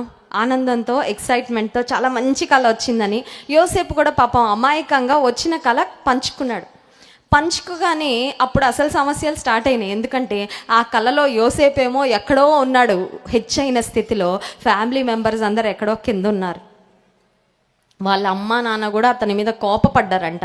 తన అన్నలు అయితే ఇక చెప్పక్కర్లేదు, ఆల్రెడీ అసూయ పడతా ఉన్నారేమో. ఇంకా వారికి యోసేపు మీద ద్వేషము పెరిగిపోయింది. ఇప్పుడు యోసేపు జీవితంలో చెరసాలలో ఉన్నాడు. చెరసాలలో ఉన్న యోసేపుకి ఆలోచన వచ్చిండదా, పెద్ద కలిచ్చావు దేవా, నా బ్రతుకు చూస్తే చెరసాల బ్రతుక, నువ్వు నాకెందుకన్నా ఆశలు పెడుతున్నావు దేవా, అన్ని ఆశలు నాకు పెట్టి నా జీవితాన్ని ఇంత మోడుబారిన స్థితిలో నువ్వు ఉంచాలా? నాకు ఆ కళ రాకపోయింటే బాగుండేది కదా, ఏదో నా జీవితం ఇలా సాగుతుందిలా అనుకునేవాడిని. నువ్వు నాకు ఒక కళ ఇచ్చావు, నేను ఆ కళ మీద దృష్టి పెట్టుకున్నా, ఇంటిలో అందరికీ గొప్పగా చెప్పుకున్నాను నాకు ఒక కళ వచ్చిందని. ఇప్పుడు ఇంటిలో అందరికన్నా నా స్థితి అత్యంత దీన స్థితిగా మారిపోయింది. నాకు వచ్చిన కళ పెద్ద కళ, కానీ ఆ కళకు నా బ్రతుకుకి చాలా పెద్ద అగాధం ఉంది మధ్యలో. అర్థమైందండి? There is a big gap between the dream and the reality. ఇప్పుడున్న వాస్తవానికి నాకు దేవుడిచ్చిన కళకి మధ్యలో ఏముంది? పెద్ద. అబ్రహాము కూడా అంతే అండి. దేవుడు వాగ్దానం చేశాడు, ఆకాశపు నక్షత్రాలు లెక్కబెట్టయ్యా, నా వల్ల కాదయ్య తండ్రి, అంతమందిని ఇస్తాను సంతానాన్ని. సముద్రపు ఇసుక రేణువులు లెక్కించు అబ్రహాము, ఐ కెనాట్, అంతమందిని ఇస్తా. పెద్ద పెద్ద వాగ్దానాలు చేసావు కానీ దేవా, ఒక్కడు కూడా లేడే ఇంట్లో, ఇల్లంతా ఖాళీగా ఉందే. నువ్వు వాగ్దానాలు చాలా పెద్దగా చేస్తున్నావు కానీ నా బ్రతుకంతా ఖాళీగా ఉందే. బహుశా ఈ ఉదయకాల సమయంలో ఇక్కడ కూర్చున్న మీరు కూడా అటువంటి స్థితిలో ఉన్నారేమో. దేవుడిచ్చిన మాట చాలా పెద్ద మాట, దేవుడిచ్చిన వాగ్దానము చాలా శ్రేష్టమైన వాగ్దానము, దేవుడు నాకు చూపించిన దర్శనం చాలా పెద్దది. కానీ ఇప్పుడున్న వాస్తవం చూస్తే దేవుడు చెప్పిన మాటకి ఇప్పుడున్న నా రియాలిటీకి పొంతనే లేదండి. దాన్ని దీన్ని పోల్చుకోవడానికి కూడా అవకాశము లేదండి. యోసేపు జీవితంలో కూడా ఎగ్జాక్ట్గా అలాగే ఉంది పరిస్థితి. కానీ దేవుని సమయం వచ్చింది. నాకు నేను ఒక మాట చెప్పాను కదా, శ్రమల మధ్యలో యోసేపు దేవుడు పెట్టిన పరీక్ష పాస్ అయ్యాడండి. నీ జీవితంలో అద్భుతం ఎప్పుడు జరుగుతుంది, విడుదల ఎప్పుడు వస్తుంది, స్వస్థత ఎప్పుడు జరుగుతుంది, హెచ్చింపు ఎప్పుడు వస్తుంది, విజయం ఎప్పుడు వస్తుంది అని నువ్వు ఎదురు చూస్తూ ఉన్నావు. కానీ దానికంటే ముందు ఒక స్టెప్ ఉంది. ఆ స్టెప్ ఏంటో తెలుసా? దేవుని పక్షంగా నీ నమ్మకతాన్ని రుజువు చేసుకోవడానికి దేవుడు నీకు పరీక్ష పంపిస్తాడు. ఆ పరీక్షలు నువ్వు ముందు పాస్ అవ్వాలి. యోసేపు జీవితంలో శ్రమల మధ్యలో నమ్మకస్తుడుగా జీవించాడండి యోసేపు. He was faithful in suffering. He had a prolonged season of waiting and suffering. శ్రమ, ఎదురు చూపు కొనసాగుతూనే ఉంది సంవత్సరాల తరబడి. అయినా నమ్మకంగా దేవుని కొరకు, దేవుని కార్యాల కొరకు ఎదురు చూశాడు. అయితే ఒక సమయం వచ్చింది, దేవుని సమయము. ఆ సమయంలో దేవుడు చేసిన కార్యాలు చూడండి. ఆదికాండం 39-41 అధ్యాయము. ఆదికాండము 41 అధ్యాయము. రాజుకు ఒక కళ వచ్చింది, ఫరో రాజుకు ఒక కళ వచ్చింది. ఆ కళ భావాన్ని చెప్పడానికి ఎవరు లేరు. ఆ సమయంలో తన దగ్గర ఉన్న వారిని అడిగాడు, నాకు వచ్చిన ఈ కళ యొక్క భావాన్ని చెప్పడానికి ఎవరైనా ఉన్నారా అంటే ఆ ఫరో రాజు దగ్గర ఉన్న వ్యక్తులు సలహా ఇచ్చారు, యోసేపు ఉన్నాడయ్యా, యోసేపు కళ భావాన్ని చెప్పగలిగిన ఆ ప్రావీణ్యత, ఆ గిఫ్ట్ దేవుడు యోసేపుకి ఇచ్చాడనగానే చెరసాలలో ఉన్న యోసేపును రాజు పిలువనంపిస్తే చూడండి అతని జీవితంలో జరిగిన మార్పులు. 40వ వచనం. ఇప్పుడు ఆ పైనున్న వచనాలన్నీ మీరు తర్వాత చదవండి. ఆదికాండం 41వ అధ్యాయంలో 40వ వచనం నుండి చదువుదాం. నీవు నా ఇంటికి అధికారివై ఉండవలెను, నా ప్రజలందరూ నీకు విధేయుల యుందురు, సింహాసన విషయంలో మాత్రమే నేను నీకంటే పైవాడనై యుందునని యోసేపుతో చెప్పెను. మరియు ఫరో చూడుము, ఐగుప్తు దేశమంతటి మీద నిన్ను నియమించి ఉన్నానని యోసేపుతో చెప్పెను. మరియు ఫరో తన చేతినున్న తన ఉంగరము తీసి యోసేపు చేతిని పెట్టి సన్నపు నారబట్టలు అతనికి తొడిగించి అతని మెడకు బంగారు గొలుసు వేసి తన రెండవ రథము మీద అతని ఎక్కించెను. అప్పుడు వందనము చేయుడని అతని ముందర జనులు కేకలు వేసిరి. అట్లు ఐగుప్తు దేశం అంతటి మీద కొన్ని సంవత్సరాల ఎదురుచూపు, కొన్ని సంవత్సరాల దీర్ఘకాలికమైన శ్రమ గుండా యోసేపు వెళ్తే ఒక సమయం వచ్చిందండి. అది దేవుని సమయము, దేవుడు ప్రతిఫలం ఇచ్చే సమయము యోసేపు జీవితంలో ఆసన్నమైనప్పుడు ఆశీర్వాదాలు టక టక టక టక ఆకస్మికంగా వచ్చి పడ్డాయండి. స్తోత్రం చెప్దాం, హల్లెలూయా. ఒక మొక్క వేశాక కొన్ని సంవత్సరాలకు అది వృక్షం కాదండి అయింది. చాలా సంవత్సరాలు శ్రమల్లోనే అయిపోయాయి. యోసేపు అనుకుంటాడు, నా జీవితం అంతా వేస్ట్ అయిపోతుంది, నా జీవితం అంతా వ్యర్థమైపోతుంది, ఈ చెరసాలలో ఈ చీకటి గదుల్లోనే నా బ్రతుకు అయిపోతా ఉంది అని యోసేపు బహుశా బాధపడ్డాడేమో. కానీ యోసేపు నమ్ముకున్న దేవుడు, యోసేపు ఏ దేవుని గణపరచాలని ఇష్టపడ్డాడు ఆ దేవుడు యోసేపును గణపరిచే సమయము వచ్చింది. రాగానే ఎవ్రీథింగ్ చేంజ్డ్. చాలా స్వల్ప సమయంలో అన్నీ మారిపోయాయండి. ఏమేం మారిపోయాయి? అప్పటి వరకు చెరసాలలో ఉన్న ఖైదీలు వేసుకొని యూనిఫామ్లో ఉన్నాడు. ఒక్కసారిగా అతని పరిస్థితులన్నీ మారిపోయాయి. ఇప్పుడు రాజు ఏం చేశాడంటే ఆయనకు అధికారం ఇచ్చేశాడు. రాజు యొక్క కలభావాన్ని యోసేపు చెప్పిన తర్వాత రాజు అయిన ఫరో అంటున్నాడు, ఇంత చక్కని మాటలు నువ్వు చెప్పావయ్యా, నువ్వు చెప్పిన ఆ మాటలు నెరవేర్చడానికి కూడా నువ్వే సమర్థుడవు. You are the right person to execute what you said.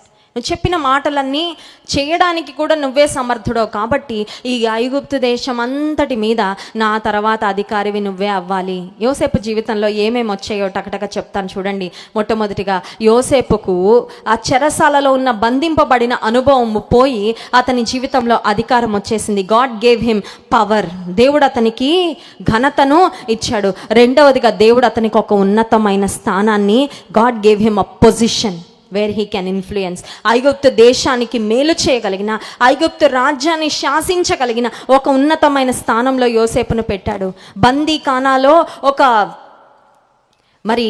బానిసగా ఉన్న ఆ బట్టలన్నీ తీసేసి తండ్రి రంగురంగుల అంగి కొట్టించాడంట. అది మనకు తెలుసు కదా, ఇందాక చదువుకున్నాం.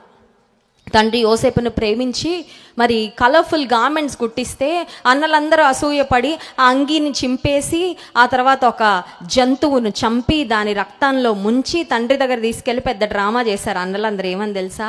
నువ్వు ప్రేమించిన యోసేపు చనిపోయాడు నాయన, ఏదో మృగము చంపేసింది, ఇదిగో మాకు ఈ బట్టలు దొరికాయని అన్నలందరూ తమ్ముడి మీద ద్వేషంతో తమ్ముడు బట్టలు చింపేశారు. తండ్రి గుట్టించిన అంగీ పోయిందేమో కానీ దేవుడు ప్రశస్తమైన సన్నపు నారబట్టలు యోసేపుకు దయచేశాడు. స్తోత్రం చెప్దాం, హల్లెలూయా.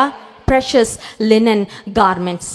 నాన్న దగ్గర ఉన్నప్పుడు ఒక్క బంగారు ఆభరణం కూడా యోసేపుకు లేదు, కానీ దేవుడు యోసేపును ఆశీర్వదించిన తర్వాత బంగారు ఉంగరం వచ్చేసిందండి.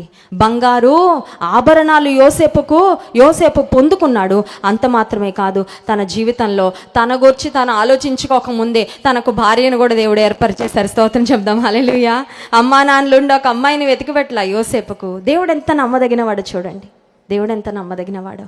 శ్రమలో యోసేపు దేవుని పక్షంగా నమ్మకంగా ఉన్నందుకు చాలా స్వల్ప కాలంలోనే యోసేపు యొక్క నమ్మకత్వానికి, ఇందాక నేను చెప్పాను కదా నా సందేశం యొక్క అంశం ఏంటంటే ప్రతిఫలం ఇచ్చే దేవుడు ప్రతి విషయంలో ప్రతిఫలం ఇచ్చేశాడండి. God has rewarded the faithfulness of Joseph. యోసేపు యొక్క నమ్మకత్వానికి దేవుడు ప్రతిఫలాన్ని, ప్రియమైన సహోదరి, శ్రమలు ఇంకా ఒకదాని తర్వాత ఒకటి వస్తూనే ఉందండి. ఏం పర్వాలా, నమ్మకంగానే సాగు. నీ పరిస్థితుల్లో చిన్న మార్పు కనబడకపోయినా సరే నమ్మకంగానే సాగు. నిన్ను దేవుడు జ్ఞాపకం చేసుకోబోయే దినము, సమయం ఒకటి రాబోతా ఉంది. ఆ సమయం వచ్చినప్పుడు నిన్ను ఎవ్వరు గుర్తుపట్టలేనట్లుగా దేవుడు దీవిస్తాడు. స్తోత్రం చెప్దాం, హల్లెలూయా. యోసేపును దేవుడు ఆశీర్వదించి హెచ్చించిన తర్వాత his brothers could not recognise him. అన్నలు అతన్ని గుర్తుపట్టలేకపోయారని ఉంది. ఎందుకు? పోలికలు మారిపోయాను కాదండి, అంత హెచ్చించేశాడు దేవుడు. అసలు మా తమ్ముడు వాడు ఎక్కడో ఉంటాడులే, ఏ దీనస్థితిలో ఉంటాడు అని ఎక్స్పెక్ట్ చేసి ఉంటారు.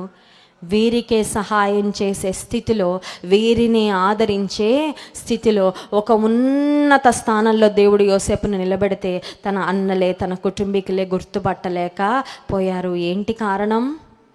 యోసేపు దేవుని కొరకు నమ్మకంగా నిలబడ్డాడు. ప్రియమైన సహోదరి, నీ జీవితంలో శ్రమల గుండా వెళ్తున్నావా? నిలబడు, నమ్మకంగా నిలబడు.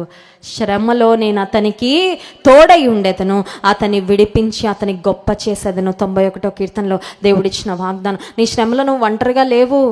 నీ శ్రమలో నువ్వు విడువబడిన స్త్రీగా లేవు. నీ శ్రమలో దేవుడు చూస్తున్నాడు నిన్ను. నీ శ్రమలలో నువ్వు దేవుని కొరకు ఎలా నిలబడుతున్నావు కూడా ఆయన గమనిస్తూ ఉన్నాడు. శ్రమ నుంచి నిన్ను విడిపిస్తాడు. అతన్ని విడిపించి అతన్ని గొప్ప చేస్తానని వాగ్దానం చేసిన దేవుడు నీకు ప్రతిఫలం ఇచ్చేవాడు. 3వ మాట నేను చెప్పి ముగిస్తాను చూడండి. 1 పేతురు పత్రిక 3వ అధ్యాయము 5వ వచనం. 1 పేతురు పత్రిక 3వ అధ్యాయము 5వ వచనం.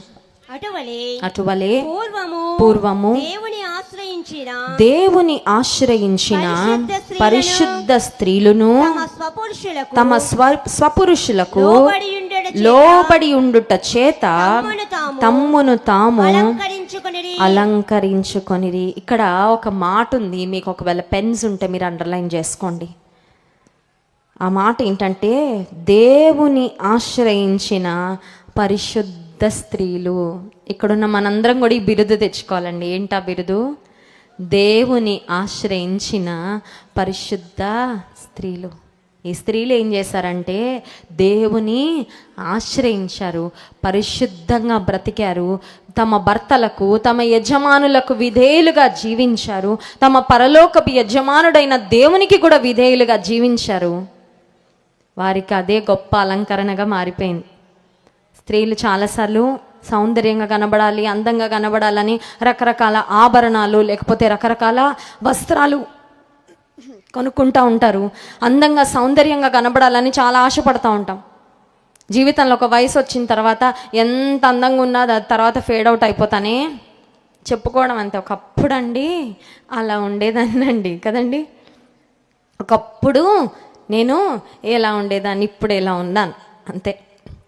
ఈ లోక సంబంధమైన అందము, సౌందర్యము అది ఒకరోజు ఫేడ్ అయిపోతుంది. అందము మోసకరము, సౌందర్యము వ్యర్థము. కానీ యెహోవా యందు భయభక్తులు గల స్త్రీ కొనియాడబడును. A woman who fears the Lord will be praised. గుణవతి అయిన భార్య దొరుకుట అరుదు, అట్టిది ముత్యము కంటే అమూల్యమైనది. దేవుని ఆశ్రయించిన పరిశుద్ధ స్త్రీలు. I want to talk about a women who trusted in the lord. దేవుని ఆశ్రయించిన ఒక స్త్రీని మీకు జ్ఞాపకం చేసి నేను నా సందేశాన్ని ముగించాలని ఆశపడుతున్నాను. రూతు గ్రంథము 2వ అధ్యాయము 12వ వచనం చూడండి. రూతు గ్రంథము 2వ అధ్యాయము 12వ వచనం చదవండి. యెహోవా నీవు చేసిన దానికి ప్రతిఫలమిచ్చును. ఇశ్రాయేలీయుల దేవుడైన యెహోవా రెక్కల క్రింద సురక్షితముగా ఉండునట్లు నీవు వచ్చితివి. ఆయన నీకు సంపూర్ణమైన బహుమానమిచ్చునని. ఇది ఎవరితో మాట్లాడుతున్నారంటే బోయజు రూతుతో పలుకుతున్న మాటలు. మోయాబు దేశానికి నయోమి తన కుటుంబంతో బెత్లెహేములో కరువు వచ్చిందని వెళ్ళిన సందర్భంలో నయోమికున్న 2 కుమారులకు మోయాబీయురాండ్రైన భార్యలను ఆమె ఎంపిక చేసింది. ఒక ఆమె పేరు ఓర్పా, మరొక ఆమె పేరు రూతు. సరే, మోయాబు దేశానికి వెళ్ళిన తర్వాత కొద్ది కాలం గడిచిన తర్వాత నయోమి తన భర్తను, తన 2 కుమారులను కోల్పోయింది. కానీ నయోమి తన కోడండ్రను దేవుని కొరకు ప్రభావితము చేసిన స్త్రీగా మనం చూస్తున్నాం. నయోమి దేవుని ప్రేమను ఖచ్చితంగా కనుపరిచింది. నయోమి ఖచ్చితంగా దేవుని యందు భయభక్తులు కలిగే జీవించింది. ఎందుకంటే నయోమిని చూసే రూతు నయోమి యొక్క దేవుని ఖచ్చితంగా తెలుసుకుంది. ప్రియమైన అత్తగారు, నీ కోడలు మీలో దేవుని చూడగలుగుతా ఉన్నారా? ప్రియమైన కోడలు, మీ అత్తగారు మీలో దేవుని చూడగలుగుతా ఉన్నారా? 2 వైపులా అండి ప్రశ్న. మీ ఇంటిలో ఒక కొత్త కోడలు వచ్చింది, ఆమె చెప్పగలదా మా అత్తగారు దేవుని ప్రేమ కలిగిన అత్తగారండి? కొత్త కోడలుగా ఒక ఇంటికి వెళ్ళావేమో, మీ అత్తగారు నిన్ను గురించి సాక్ష్యం ఇవ్వగలరా? మా కోడలు దేవుని ప్రేమ కలిగిన, నేనేదో అనుకున్నాను, ఏదో భయపడ్డాను, కానీ మా కోడలు అలాంటిది కాదండి. ఎంతో ప్రేమిస్తుంది, ఎంతో సన్మానిస్తుంది, ఎంతో ఆదరిస్తుంది. అటువంటి అత్తా కోడళ్ళ కొరకు దేవుడు చూస్తూ ఉన్నారండి. ఈ రోజుల్లో అటువంటి ఆదర్శ కుటుంబాల కొరకు దేవుడు చూస్తూ ఉన్నాడు. చాలా కుటుంబాల్లో భర్తలకు బీపీ రావడానికి కారణం ఏంటో తెలుసా? అత్తకోడల సమస్యలే. ప్రాక్టికల్గా మాట్లాడుతున్నానండి. పాపం పురుషులు చాలా మరి పాలిటిక్స్లో పెద్దగా ఇన్వాల్వ్ అవ్వరు. వాళ్ళు చాలా సింపుల్గా ప్లెయిన్గా ఉంటారు. కానీ అత్తకి కోడలికి పడకపోతే దాని ప్రెషర్ అంతా ఎవరి మీద పడిపోద్దంటే కుటుంబ యజమానుడి మీద పడిపోద్ది. నువ్వు నీ భర్తకు సహకారిగా ఉండడానికి వచ్చావు, కానీ అతనికి నువ్వు ఒక పక్కలో చెప్పు కింద రాయిలాగనో లేకపోతే చెప్పు కింద చెప్పులో ఉన్న ఒక ముళ్ళులాగా ఉండడానికి కాదు. You are not there to bother your husband, you are not there to trouble your husband. దేవుడు మరి ఆది కాండంలో మనం గమనించినట్లయితే మొదటి స్త్రీని దేవుడు ఆదాముకి ఎందుకు ఇచ్చారు? To be a helpmate, not to be a trouble. ఆయనకి కష్టాలు సృష్టించడానికి కాదు ఇచ్చింది భార్యని, సహాయం చేయడానికి. ప్రేమైన సహోదరి, నీ భర్తకి సహకారిగా ఉంటున్నావా? ఇక్కడున్న పెళ్ళైన ఆడపిల్లలు ఉంటే నీ అత్తగారి ప్రేమను సంపాదించుకొని భర్త ప్రేమ కూడా నువ్వు సంపాదించుకుంటావు ఆటోమేటిక్గా. చాలామందికి అది చేత కాదండి. నీ అత్తింటి వారి ప్రేమను సంపాదించుకో, నీ భర్త ప్రేమ ఖచ్చితంగా నువ్వు పొందుకుంటావు. ఈ రోజుల్లో ఆడపిల్లలు ఏమంటారంటే భర్త కావాలి, భర్త ప్రేమ కావాలి, ఇంకెవరొద్దు. అత్తగారొద్దు, ఆడపడుచులొద్దు, తోడికోడళ్ళొద్దు, మరుదులొద్దు, బావగారులొద్దు, ఎవరొద్దు, భర్త మాత్రం కావాలి. అలా ఆకాశం నుండి ఊడిపడ్డాడు అనుకుంటున్నావా నీ భర్త? ఆయనను కష్టపడి కన్నీ పెంచిన తల్లి ఉంది, నీకు తెలుసా? నీ భర్త అంత చక్కగా అంత ఉన్నతమైన స్థానంలో ఆశీర్వాదకరంగా ఆత్మీయంగా కానీ శారీరకంగానే ఉన్నాడంటే ఆయన ఆ స్థానానికి రావడానికి అతని వెనకాల అతని కుటుంబం యొక్క కృషి లేదా? మరి నువ్వు వచ్చి ఆయన ఆశీర్వాదాలన్నీ అనుభవిస్తున్నావంటే నువ్వు వారికి కూడా ఆశీర్వాదకరంగా ఉండాలి కదా. చాలామంది విశాలమైన దృక్పథంతో ఆలోచించలేకపోతా ఉన్నారండి. నా భర్త నా సొంతం, నా భర్త నాతోనే మాట్లాడాలి, నన్నే చూసుకోవాలి, రూపాయి ఖర్చు పెడితే నాకే. వాళ్ళ అమ్మకి ఏం కొనియకూడదు, వాళ్ళ అక్కకి ఏం కొనియకూడదు, వాళ్ళ ఫ్యామిలీ మెంబర్స్ని ఎవరిని పట్టించుకోకూడదు. ఆకాశం నుండి ఊడిపడ్డాడమ్మా నీ భర్త. తల్లిదండ్రులు ఉన్నారు, ఆయనను కని పెంచినా ప్రయాసపడిన తల్లిదండ్రులు, ఆయన కొరకు ప్రార్థన చేసిన, అతన్ని బలపరిచినా, అతనితో ఇంతవరకు జర్నీ చేసిన కుటుంబం ఉంది. నువ్వు వారందరినీ కూడా ఆదరించాలి, వారందరినీ కూడా సన్మానించాలి, వారందరినీ కూడా గౌరవించాలి. కుటుంబం యొక్క క్షేమము, కుటుంబం యొక్క యూనిటీ, ఐకమత్యం నువ్వు వచ్చాక పెరగాలి కానీ తగ్గకూడదు. అప్పుడే నువ్వు ఆత్మీయమైన కోడలివి. ప్రియమైన అత్తగారు, నీ కోడలు ఎక్కడి నుంచి వచ్చింది? అన్నీ వదులుకొని వచ్చింది. ఆవిడ ఇంటి పేరు, ఆవిడ పరిస్థితులు, అల్లారు ముద్దుగా ప్రిన్సెస్ లాగా చూసుకుంటారు కదండి. నిజానికి అమ్మగారి ఇల్లు అంటే ఆడపిల్లలకి ఎందుకు ఇష్టం? నోరెత్తి మాట పల్లెత్తి మాట అనరు, ఏది చేసినా అర్థం చేసుకుంటారు తప్ప వాళ్ళు తప్పులు పట్టరు. ఒక మహారాణిలా పెరిగి వస్తుంది ఆడపిల్ల. నీ ఇంటికి రాగానే అదే విధంగా నీ కూతురుంటే ఎలా చూసుకుంటా అలా ప్రేమించు. అప్పుడు ఆ బంధము, ఆ ప్రేమ స్థిరమైపోతుంది, స్ట్రాంగ్ అయిపోతుంది. కుటుంబంగా కలిసి ఎన్నో కార్యాలు చేయొచ్చు. నోహ జీవితాన్ని మనం ఆలోచన చేస్తే, నోవహు యొక్క భార్య, ఆమెను గూర్చి, ఆమె పేరు లేదు బైబిల్లో, ఆమె గూర్చి ఎక్కువగా వ్రాయబడలేదు. కానీ ఆమె గొప్ప స్త్రీ అంటానండి నేను. ఎందుకు తెలుసా? 3 కోడళ్ళు. ఆవిడ ఎంత మంచిదంటే ఆ ఓళ్ళలోకి వచ్చింటారు, అవునా? ఇప్పుడు ఓడలోకి వచ్చిన తర్వాత నోవహు ఓడ యొక్క మోడల్, ఎగ్జాక్ట్గా నోవహు ఓడను దేవుడు ఏ పరిమాణంలో, ఏ డైమెన్షన్స్లో కట్టమన్నారో అదే డైమెన్షన్స్లో అమెరికా దేశంలో కెంటకీ అనే ప్రాంతంలో ఒక ఓడ కట్టారండి. ఒక 10 సంవత్సరాలు కొన్ని కోట్ల రూపాయలు ఖర్చు పెట్టి కట్టారు. మేము పోయిన సంవత్సరం అమెరికా వెళ్ళినప్పుడు పిల్లలతో మేము ఆ ప్రాంతానికి వెళ్ళి చూడడం జరిగింది. ఆ ఓడలో 3 అంతస్తులు, గదులు, జంతువులు పెట్టడానికి వాళ్ళు చేసిన రూమ్స్, మళ్ళీ ఒక్కొక్క జంతువు తినే ఆహార పదార్థాలు, వాటి నిల్వలు, అవన్నీ చూస్తే అనిపించింది హ్యూజ్ వర్క్. ఇంట్లో ఒక్క కుక్క పిల్ల ఉంటే ఎంత పని ఉంటుందండి? ఇంట్లో ఏదైనా పక్షులో లేకపోతే జంతువులు పెంచుకుంటూ ఉంటే పెంచుకునే వాళ్ళకి తెలుస్తుంది. ఒక పసిబిడ్డను చూసినట్టే చూడాల. ఇప్పుడు నోవహు, అతని ఇంటిలోని వారు, అతని భార్య, అతనికి వచ్చిన కోడన్రు, వారందరి బాధ్యత ఏంటంటే ఆ ఓడలో ఉన్నంత కాలము ఆ ఓడలో జంతువులన్నింటినీ కాపాడాలి. ఎందుకంటే జలప్రలయంలో ఆల్ ద స్పీషీస్, ప్రతి జంతువు, ప్రతి పక్షి, నేలను ప్రాకే పురుగు ఆ ఓడలోకి వచ్చినా తప్ప మిగతావన్నీ చనిపోయాయి జలప్రలయంలో. సో ఓడలో ప్రవేశించిన వాటన్నిటిని కాపాడాల్సిన బాధ్యత దేవుడు నోవహు మీద, అతని కుటుంబం మీద పెడితే, కొన్నిసార్లు జంతువులు మన ఇంట్లో పెంచుకుంటా ఉంటే సరిగ్గా టైంకి క్లీన్ చేయకపోతే అవి విడిచిపెట్టినవి ఎట్లా ఉంటుందండి?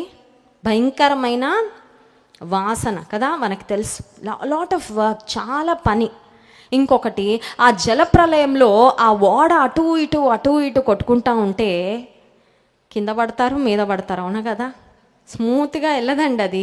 ఒక ట్రైన్ పట్టాల మీద ట్రైన్ ప్రయాణం లాగా లేదు. నోవహు, అతని కుటుంబము ఆ జలప్రలయంలో ఆ ఓడ ఆ క్రింద నుండి నీరు వచ్చి ఆ ఓడకి తగులుతూ ఉంటే బహుశా పైకి కిందకి ఇబ్బందికరమైన పరిస్థితులే. కానీ గుడ్ థింగ్ ఏంటంటే అందరూ ఓడలోనే ఉన్నారు. స్తోత్రం చెప్దాం, హల్లెలూయా.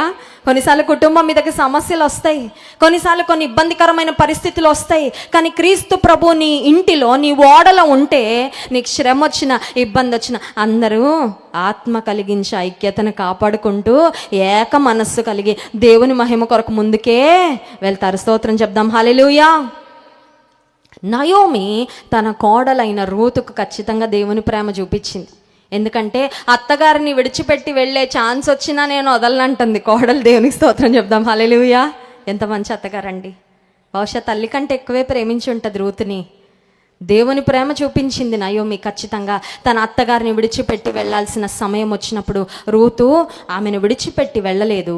ఇప్పుడు రూతు తన అత్తగారిని విడిచి వెళ్ళకపోవడానికి నయోమి మీద ఆమెకున్న నమ్మకం కాదండి. ఎందుకంటే నయోమి చెప్తా ఉంది, అమ్మా నేను వృద్ధురాలను అయిపోయాను, నాతో వస్తే మీకు ఏ భవిష్యత్తు ఉండదు. ఎంత మంచి అత్తగారండి, తన కోడలి యొక్క మేలు కోరుకున్న అత్తగారు. నాకు ఇంక కొడుకులు లేరమ్మా నువ్వు పెళ్లి చేసుకోవడానికి, నేను వృద్ధాప్యంలో ఉన్నాను, నువ్వు నాతో వస్తే నన్ను చూసుకోవాలి, నేను నీకు ఒక అనవసరమైన బాధ్యత అయిపోతాను, నువ్వు నాతో వస్తే నీకు ఏ భవిష్యత్తు ఉండదు, మీరిద్దరూ మీ అమ్మగారి ఇళ్ళకి వెళ్ళిపోండి కోడళ్ళిద్దరికి చెప్తే ఓర్పా వెళ్ళిపోయింది, రూతు మాత్రం ఉండిపోయింది. ఇప్పుడు ఎందుకు ఈ మాటలు చెప్తా ఉన్నానంటే, రూతు తన అత్తగారైన నయోమితో బెత్లెహేముకు తిరిగి ఎందుకు వచ్చిందంటే ఆమెకు నయోమి మీద ఉన్న నమ్మకం కాదు. ఎందుకంటే నయోమి చెప్పేసింది, I cannot do anything for you, అమ్మా నేను నీకేమీ చేయలేను. పోనీ బోయజ్ ఉన్నాడని ఏమన్నా ముందే తెలుసా?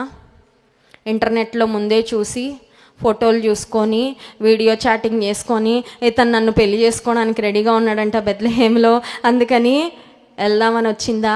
Video calls, communication, cell phones ఏమీ లేని కాలం అండి. ఒక మాటలో చెప్పాలంటే రూతు యొక్క భవిష్యత్తు శూన్యంగా ఉంది, ఏం తెలీదు. బెత్లెహేముకి వెళ్ళే వరకు బెత్లెహేమ్ ఎలాగుంటుందో కూడా తెలియదు రూతుకి. ఎందుకంటే రూతు పెరిగింది, పుట్టిందంతా మోయాబు. కానీ ఇందాక మనం 1 పేతురు పత్రిక 3వ అధ్యాయం 6వ వచనంలో దేవుని ఆశ్రయించిన పరిశుద్ధ స్త్రీలు అని చదివాం కదండి. రూతు ఆ కోవకు చెందిందే. ఎందుకు తెలుసా? ఆమె నమ్ముకుంది నయోమిని కాదు, ఆమె నమ్ముకుంది బోయజును కాదు, ఆమె నమ్ముకుంది ఆమె ఆశ్రయించిన జీవము కలిగిన దేవుని. స్తోత్రం చెప్దాం, హల్లెలూయా. నేను నమ్ముకున్న దేవుడు నా భవిష్యత్తును చూసుకుంటాడు, నేను నమ్ముకున్న దేవుడు నన్ను విడిచిపెట్టడు, నేను నమ్ముకున్న దేవుడు నాకేది మేలో అది చేస్తాడు. కాబట్టి నా దేవుని ఆశ్రయించి నేను వెళ్తాను, నాకేమీ తెలియకపోయినా నేను ముందుకు వెళ్తాను ఆ దేవుని పట్టుకొని. ప్రియమైన సహోదరి, నీ భవిష్యత్తు నీకు శూన్యంగా కనబడుతుందా? రేపేం జరుగుతుందో తెలియని పరిస్థితుల్లో నీ జీవితం ఉందా? నీ మనసులో ఒకవేళ సమస్యల వలన అలజడి ఉందా? రూతు వలె నువ్వు చేయాల్సింది ఏంటంటే దేవుని ఆశ్రయించంతే. రూతు ఇప్పుడు దేవుని ఆశ్రయించి నీ జనమే నా జనము, నీ దేవుడే నా దేవుడని నయోమితో చెప్పి బెత్లెహేముకు వచ్చిన తర్వాత ఇప్పుడు ఉదయకాల సమయంలో లేచిన తర్వాత నయోమి చెప్పింది, దగ్గరలో ఉన్న పొలానికి వెళ్ళి పరిగె ఏరుకొని రామ్మ, మన ఇద్దరం భోజనం చేయాలి కదా అంటే బోయజ్ అనే వ్యక్తి యొక్క పొలంలోకి రూతు వచ్చింది. ఇప్పుడు బోయజు రూతుతో చేసిన సంభాషణ ఇందాక మనం రూతు గ్రంథం 2వ అధ్యాయము 12వ వచనంలో చదివాము.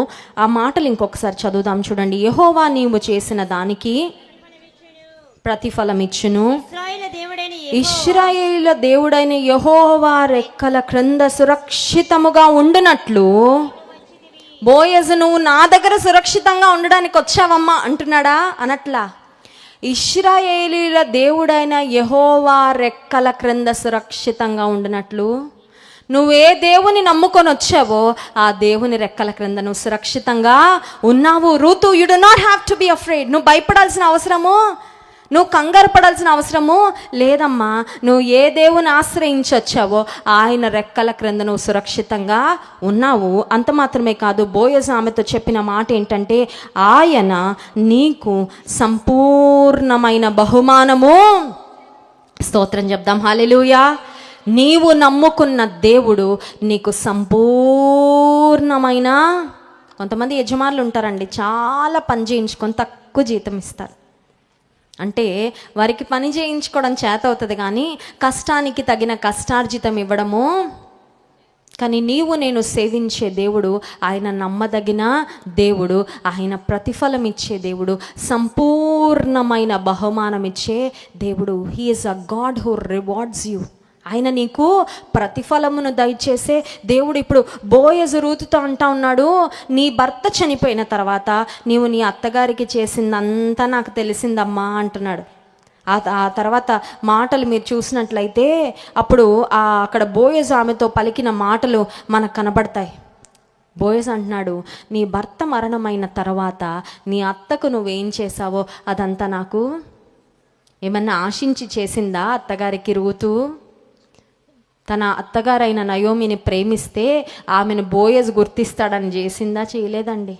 చాలా యథార్థమైన హృదయంతో, చాలా స్వచ్ఛమైన హృదయంతో, దేవుని ప్రేమతో తన అత్తగారిని ఆదరించింది, గౌరవించింది, పరామర్శించింది, సన్మానించింది. కానీ అన్నీ చూస్తున్న దేవుడు రూతుకు ప్రతిఫలము ఇచ్చాడు. ప్రియమైన తల్లి, నువ్వు అనుకుంటావేమో, నా ఇంట్లో నా బిడ్డలకు నేను చేస్తున్నది, నా భర్తకు నేను చేస్తున్నది, నా అత్తగారికి నేను చేస్తున్నది ఎవరు చూస్తున్నారు? అన్నీ ప్రభు చూస్తున్నాడు. God is watching each and every one of our action. నీవు చేస్తున్న ప్రతి చిన్న పని, నీవు చేస్తున్న ప్రతి చిన్న ప్రార్థన, నువ్వు చేస్తున్న ప్రతి చిన్న మేలు, నువ్వు మంచి హృదయంతో దేవుని ప్రేమతో చేస్తున్న ప్రతిదీ దేవుడు చూస్తూ ఉన్నాడు. ఇందాక బోయజు రూతుతో పలికిన మాటలు మనం చదివాం కదా, ఆయన నీకు సంపూర్ణమైన బహుమానమును ఇచ్చును. ఇచ్చాడా లేదా? ఏ పొలంలో పరిగె ఏరుకోవడానికి ఒక దీన స్థితిలో రూతు ప్రవేశించిందో అదే పొలానికి దేవుడు ఆమెను యజమానురాలిగా చేశాడు. స్తోత్రం చెప్దాం, హల్లెలూయా.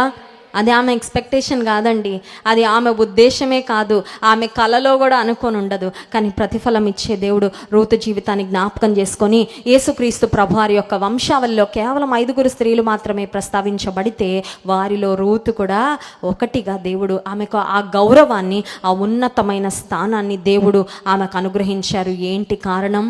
దేవుని ఆశ్రయించిన పరిశుద్ధ స్త్రీలు. ప్రియమైన స్త్రీ, నీ నమ్మకం నీ భర్త మీద కాదు, నీ నమ్మకము వయసుకు వచ్చిన నీ కొడుకు మీద కాదు. నా కొడుకున్నాడులే నన్ను చూసుకుంటాడు, లేకపోతే నా భర్త ఉన్నాడులే నన్ను చూసుకుంటాడు, నాకు ఆస్తుందిలే ఏం పర్వాలేదు. నో, నీవు నేను ఆశ్రయించాల్సింది, ఆధారపడాల్సింది మన కంటి ముందు కనబడే వ్యక్తులనో, లేదంటే మనకున్న ధనాన్నో, ఉద్యోగాన్నో, స్థాయినో, బంధుబలగాన్నో చూసి కాదండి. నువ్వు దేవుని ఆశ్రయించగలిగితే ఆయన నీకు సంపూర్ణమైన బహుమానాన్ని. రూతు తన తల్లిదండ్రులను నమ్ముకోలా, రూతు తన అత్తగారిని నమ్ముకోలా, రూతు బోయజుని నమ్ముకోలా. కానీ బోయజు ద్వారా దేవుడు రూతుకు ప్రతిఫలాన్ని. నువ్వు దేవుని మీద ఆధారపడంతే, నువ్వు దేవుని ఆశ్రయించంతే, దేవుని కొరకు నువ్వు నమ్మకంగా జీవించు. ఒకవేళ if you are going through a season of waiting, ఎదురు చూపు గుండా నీ జీవితంలో వెళ్తా ఉన్నావేమో, మంచి రోజుల కోసం నీ జీవితంలో ఎదురు చూస్తూ ఉన్నావేమో. యోసేపు జీవితంలో మనం ఆలోచన చేస్తే, ఆ చెరసాలలో ఉన్నప్పుడు, పొతీఫర్ ఇంట్లో ఉన్నప్పుడు యోసేపుకు బహుశా ఒక ఆలోచన వచ్చి ఉండొచ్చు. అదేంటంటే, గడిచిపోయిన రోజులే మంచి రోజులేమో, నాన్న దగ్గర అమ్మ దగ్గర ఉన్నప్పుడు ఎంత మంచి రోజులు, ఇక ఆ మంచి రోజులు నా జీవితంలో ఎప్పుడు రావు అనే శోధన వచ్చి ఉండొచ్చు.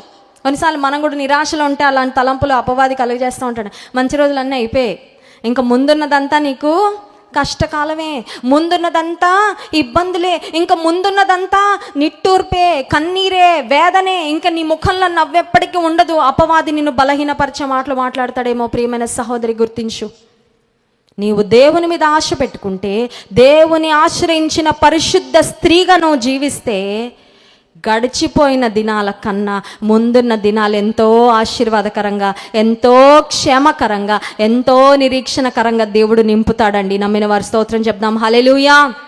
యోసేపు జీవితంలో అట్టి కార్యం దేవుడు చేయలేదా? గడిచిపోయిన దినాలే ఒకవేళ చెరసాలలో ఉన్నప్పుడు మంచి దినాలను అనిపించి ఉండొచ్చేమో, కానీ తన భవిష్యత్తులో దేవుడు తనకిచ్చిన మరి స్థితి, తనకిచ్చిన దీవెన, తనను తన కుటుంబానికి తన జనాంగానికి ఆదరణకరంగా దేవుడు ఉంచిన విధానం చూస్తే దేవుడు యోసేపు యొక్క భవిష్యత్తును ఎంత ఆశీర్వాదకరంగా తీర్చిదిద్దాడు. ఒక్క మాట చదువుకొని ముగించుకుందాం. సామెతల గ్రంథము 31వ అధ్యాయము 25వ వచనం. సామెతల గ్రంథము 31వ అధ్యాయము 25వ వచనం. నడికట్లను వర్తకులకు అమ్మును. 25వ వచనం. బలమును ఘనతయు ఆమెకు వస్త్రములు, ఆమె రాబోవు కాలము విషయమై నిర్భయముగా. దేవుని యందు భయభక్తులు కలిగి జీవించే స్త్రీ యొక్క గుణగణాలు, ఆమె పనులు, ఆమె కార్యాలు సామెతల గ్రంథం 31వ అధ్యాయము 10వ వచనం నుండి 31వ వచనం వరకు మనం చూడగలం. ఇవి ప్రతి స్త్రీ కంఠస్థం చేయగలిగితే చాలా దీవెనకరంగా ఉంటుందండి. ఎక్కడున్న ప్రతి స్త్రీ అలవర్చుకోవాల్సిన మరి శ్రేష్టమైన ఆత్మీయ సుగుణాలు, లక్షణాలన్నీ కూడా సామెతల గ్రంథం 31వ అధ్యాయంలో మనం చదువుతాం. ఇప్పుడు దేవుని యందు భయభక్తులు కలిగిన స్త్రీ, గుణవతి అయిన భార్య, కొనియాడబడే స్త్రీ, ఆమె వస్త్రాలుగా ఏముంటాయి? What is her clothing? స్త్రీలుగా కొన్నిసార్లు ఆ పట్టు ఈ పట్టు, లేకపోతే ఆ షోరూమ్కి వెళ్ళి ఈ షోరూమ్కి వెళ్ళో, లేకపోతే అన్ని వేల రూపాయలు, లేకపోతే ఇంత ఖరీదైన బట్టలు ఉండాలి అని ఆశపడతావేమో. దేవుని యందు భయభక్తులు కలిగి ఉన్న స్త్రీ, ఆమె యొక్క వస్త్రాలు ఏంటో స్పష్టంగా చూస్తూ ఉన్నాం. చూడండి, బలమును ఘనతయు ఆమె వస్త్రాలు. ఇంగ్లీష్ బైబిల్లో ఉంది, strength and honour or her clothing. దేవుడు ఆమెకిచ్చే బలమే ఆమె వస్త్రం. స్త్రీలు చాలాసార్లు మనం అనుకుంటాం, ఐఎమ్ సో వీక్, నేను చాలా, మనం చాలా తక్కువ అంచనా వేసుకుంటాం. అని ఒక మాట చెప్పనా? దేవుడు ఒక స్త్రీని బలపరిస్తే పురుషులు కూడా చేయలేని బలమైన కార్యాలు ఒక స్త్రీగా నీవు నేను దేవుని కొరకు చేయగలం. నమ్మితే స్తోత్రం చెప్దాం. హల్లెలూయా. తన జనాంగం అంతటిని రక్షించడానికి దేవుడు ఒక్క స్త్రీనే వాడుకున్నాడండి. 1 woman stood for her people. 1 woman saved her nation. తన రాజ్యాన్ని, తన జనాంగం అంతటిని కాపాడుకోవడానికి దేవుడు ఒక్క స్త్రీని ఉపయోగించుకున్నాడు. ఎందుకంటే ఆమె దేవుడిచ్చిన బలాన్ని ఆమె ధరించుకొని వెళ్ళిందండి రాజు దగ్గరికి. నిజానికి ప్రాణం పోయినా పర్వాలేదనే ధైర్యము ఆమె నుండి వచ్చిన ధైర్యం కాదు, అది దేవుని సన్నిధిలో ప్రార్థనలు ఆమె కనిపెట్టినప్పుడు ఆమెకు దేవుడిచ్చిన ధైర్యము, బలముయు ఘనతయు ఆమెకు వస్త్రములు. నీవు దేవుని యందు భయభక్తులు కలిగిన స్త్రీగా ఈ లోకంలో జీవిస్తే నిన్ను ఎవరు నిందించారో వారే ఒక దినాన నిన్ను కొనియాడతారు. నీ మీద ఎవరు నిందలు వేశారో నిందకు ప్రతిగా రెట్టింపు ఘనతను దేవుడిస్తాడు. నమ్మిన వారు స్తోత్రం చెప్దాం. హల్లెలూయా. నిన్నెవరు అపహాస్యం చేశారు, వారు అదే నోటితో నిన్ను పొగుడుతారండి. నీ శత్రువులు నీ ఎదుట వచ్చి సిగ్గుపడే దినం ఒకటి వస్తుంది, నువ్వు దేవుని పక్షంగా, నువ్వు దేవుని కొరకు నమ్మకంగా నిలబడితే. ఆనాడు యోసేపు ఎదుట అన్నలందరూ ఏం చేశారండి? Each and every one of them వద్దంటున్నా లేవట్లేదు అన్నలు. ఎందుకంటే దేవుడు ఆ స్థితి రప్పించాడు. యోసేపు యొక్క విశ్వాసాన్ని దేవుడు ఘనపరిచిన దినం వచ్చినప్పుడు శత్రువులందరూ ఎదుటికొచ్చి సాష్టాంగపడ్డారు. అంత ఘనత దేవుడు అనుగ్రహించాడు. బలమును ఘనతయు ఆమెకు వస్త్రములు. రెండవదిగా మనం చూసినట్లయితే ఆమె రాబోవు కాలము విషయమై, ఇది చాలా ఇంపార్టెంట్. స్త్రీలంగా మనం చాలా ఆలోచన చేస్తాం, అవునా కదా? చేతులకైనా పని ఉండదు కానీ మెదడుకు మాత్రం పని పెడతాం బాగా. కరెక్టా? వంట పని అయ్యాక చేతులు కొద్దిగా ఫ్రీ అవుతాయి, గిన్నెలు కడిగాక చేతులు కొద్దిగా, మెదడుకు మాత్రం ఖాళీ ఇవ్వం.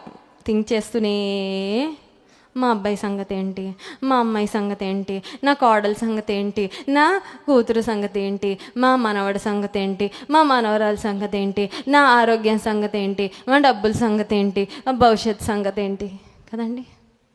వి థింక్ అ లాట్. ఆలోచించి రాబో కాలం విషయం చాలాసార్లు మనం చింతిస్తూ ఉంటాం. రాబోయే కాలం విషయం చాలా భయపడతా. ఏమో కొంతమంది అంటారు, మంచి కోడలు రావాలని ప్రార్థన చేయండి బ్లెస్సీ గారు. ఓకే అండి. ఏమోనండి, ఈరోజు కోడళ్ళని చూస్తుంటే భయం వేసేస్తుందండి. మళ్ళీ ప్రార్థన చేయమంటారు, మళ్ళీ ఏమంటారు, మా అబ్బాయి అండి చదువుకోవడానికి అమెరికా వెళ్తున్నాడండి, ఎలా ఉంటుందో ఏమోనండి, భయం వేసేస్తుందండి కదండి. ముందుకు వెళ్ళాలని ఉంటుంది, కానీ వెళ్ళాలంటే భయం. ఏదో పని చేపట్టాలని ఆశ ఉంటుంది, కానీ పని చేపడతాం కానీ లోపల ఏదో తెలియని భయము, తెలియని ఆందోళన. కానీ దేవుని యందు భయభక్తులు కలిగే స్త్రీ ఆమె రాబో కాలము విషయమై నిర్భయం. ఇంగ్లీష్లో షీ విల్ బి ఫియర్లెస్. భయం ఉండదంట, భయము ఉండదు. ఇంకొక ట్రాన్స్లేషన్లో ఉంటుంది, she shall rejoice in the time to come. రాబోయే కాలంలో ఆమె నవ్వుతుందంటండి. స్తోత్రం చెప్దాం, హల్లెలూయా. మిమ్మల్ని మీరు ఊహించుకోండి, ఎలా అంటే రాబోయే కాలంలో నవ్వుతా. కొంతమంది ఊహించుకుంటా ఉంటారు, ఏడ్చి ఏడ్చి ఏడ్చి కృషించిపోయి కృంగిపోయిన స్థితిలో. కాదు, అపవాది నిన్ను అలా చూడాలనుకుంటాడు, కానీ మన నిరీక్షణకు ఆధారమైన దేవుడు, మన పక్షంగా సమాధానకరమైన ఉద్దేశాలు కలిగిన దేవుడు. ఇర్మియా గ్రంథం 29వ అధ్యాయం 11వ వచనంలో ఆయన మన పట్ల కలిగిన ఉద్దేశాలు హానికరమైనవి కావు. ఈరోజు నువ్వు ఏడుస్తున్నావేమో, కానీ నువ్వు సంతోషించే దినాలు, సమయాలు నీ జీవితంలో దేవుడు నిశ్చయంగా ఇస్తాడు. నమ్మిన వారు ఆమెన్ చెప్దాం, hallelujah. She will laugh at the days to come అని కూడా ఉందండి ఒక ట్రాన్స్లేషన్లో. రానున్న దినాలను, భవిష్యత్తును చూసి ఆమె నవ్వుతుందంట. ఎప్పుడు నవ్వగలమంటే ధైర్యం ఉన్నప్పుడే, నిశ్చింతగా ఉన్నప్పుడే. I know my God is in control. నా భవిష్యత్తు నా దేవుని చేతిలో ఉంది, నాకేం పర్వాలని ధైర్యం ఉంటే నవ్వగలను. లేకపోతే ఎలా ఉంటామంటే భయపడిపోతూ బిక్కుబిక్కుమంటూ ఏమవుతుందో అని భయాందోళనలోనే మనం ఖచ్చితంగా బ్రతుకుతాం. కానీ ఎక్కడున్న ప్రతి స్త్రీ దేవుని ఆశ్రయించిన పరిశుద్ధ స్త్రీలని 1 పేతురు పత్రిక 3వ అధ్యాయం 6వ వచనంలో వ్రాయబడినట్లుగా మనం ఉండగలిగితే రాబోయే కాలంలో మనము నిర్భయముగా ఉంటాము. దేవుడు మన కొరకు సిద్ధపరిచిన ఆశీర్వాదకరమైన భవిష్యత్తును మనం పొందుకుంటాము. యోసేపు తన జీవితంలో శ్రమల కాలంలో దేవుని కొరకు నమ్మకంగా నిలబడి, దేవుడు అనుమతించిన పరీక్షలలో తన పరిశుద్ధతను కాపాడుకొని దేవుని కొరకు జీవించినందుకు ఏ విధంగా తన కుటుంబానికి ఆశీర్వాదకరంగా మారాడో. అనుకుంటున్నావేమో, నా కొడుకుని నేను రక్షించుకోలేనేమో, నా భర్తను నేను రక్షణలోనికి నడిపించలేనేమో, నా కుటుంబం అంతా దేవుని సన్నిధిలో నిలబడుతుందో లేదో ఆందోళన పడుతున్నావా? తన జనాంగం అంతటిని రక్షించుకుందండి ఎస్తేరు. నీ కుటుంబాన్ని నువ్వు రక్షించుకోలేవా? నీ కుటుంబాన్ని రక్షించుకునే కృప నీకు ఇవ్వడా? ఖచ్చితంగా ఇస్తాడు. నువ్వు నమ్మాలంతే. You have to believe and you have to keep praying. నువ్వు నమ్మాలి, నువ్వు ప్రార్థన చేయాలి. నువ్వు ఖచ్చితంగా నమ్మితే పొందుకుంటావు. కళ్ళు మూసుకోండి, ప్రార్థన చేసుకుందాం. వాని క్రియ చొప్పున ప్రతి వానికి ఇచ్చుటకు నేను సిద్ధపరిచిన జీతము నా యొద్ద ఉన్నదని దేవుని వాక్యంలో వ్రాయబడి ఉన్నది. మన దేవుడు ప్రతిఫలం ఇచ్చే దేవుడు. అయ్యా, నువ్వెంత నమ్మదగిన దేవుడు అయ్యా. మా ప్రార్థనలు నువ్వు వింటున్నావు ప్రభా, మా క్రియలన్నీ నువ్వు చూస్తున్నావయ్యా, మమ్మల్ని నువ్వు గమనిస్తున్న దేవుడో ప్రభా. ఆనాడు రూతుతో బోయజ్ అంటున్నాడు, దేవుడైన యెహోవా యొక్క రెక్కల క్రింద సురక్షితముగా ఉండినట్లు నీవు వచ్చితివి, ఆయన నీకు సంపూర్ణమైన బహుమానమునిచ్చును. నిజమే, రూతు తన జీవితంలో దేవుని ఆశ్రయించి ఆమె బెత్లెహేముకు వచ్చింది. ఆమె ఆశ్రయించిన దేవుడు ఆమెను విడిచిపెట్టలేదు. ప్రియమైన సహోదరి, దేవుని గట్టిగా పట్టుకో, దేవుని ఆశ్రయించు. ఈ మధ్యాహ్న కాల సమయంలో నువ్వు ఆశ్రయించడానికి, నువ్వు ఆధారపడడానికి ఈ లోక సంబంధంగా ఒక్క కారణం, ఒక్క పరిస్థితి కూడా లేకపోయినా దేవుని వైపు చూడంతే. పరిపూర్ణంగా put your faith and trust in God 100%. 100% దేవుని మీద ఆధారపడు. ఆయన చేసే అద్భుత కార్యాలు నువ్వు నిశ్చయంగా చూస్తావు, నువ్వు నిశ్చయంగా పొందుకుంటావు. ఆయన బహుమానం ఇచ్చే దేవుడు. ఎస్తేరు తన జనాంగం అంతటిని కాపాడుకుంది, తన జనాంగం అంతటిని రక్షించింది. ప్రభువా, నా ద్వారా నా కుటుంబం రక్షణలోకి రావాలయ్యా, నా కుటుంబం అంతా నిన్ను తెలుసుకోవాలయ్యా, మా వారందరూ నీ రక్షణ ఓడలో చేర్చబడాలి ప్రభువా. ఒక్క ఆత్మ కూడా నశించకూడదయ్యా. నేను, నాతో ఉన్న వారందరూ నీ మార్గంలోకి రావాలి ప్రభువా.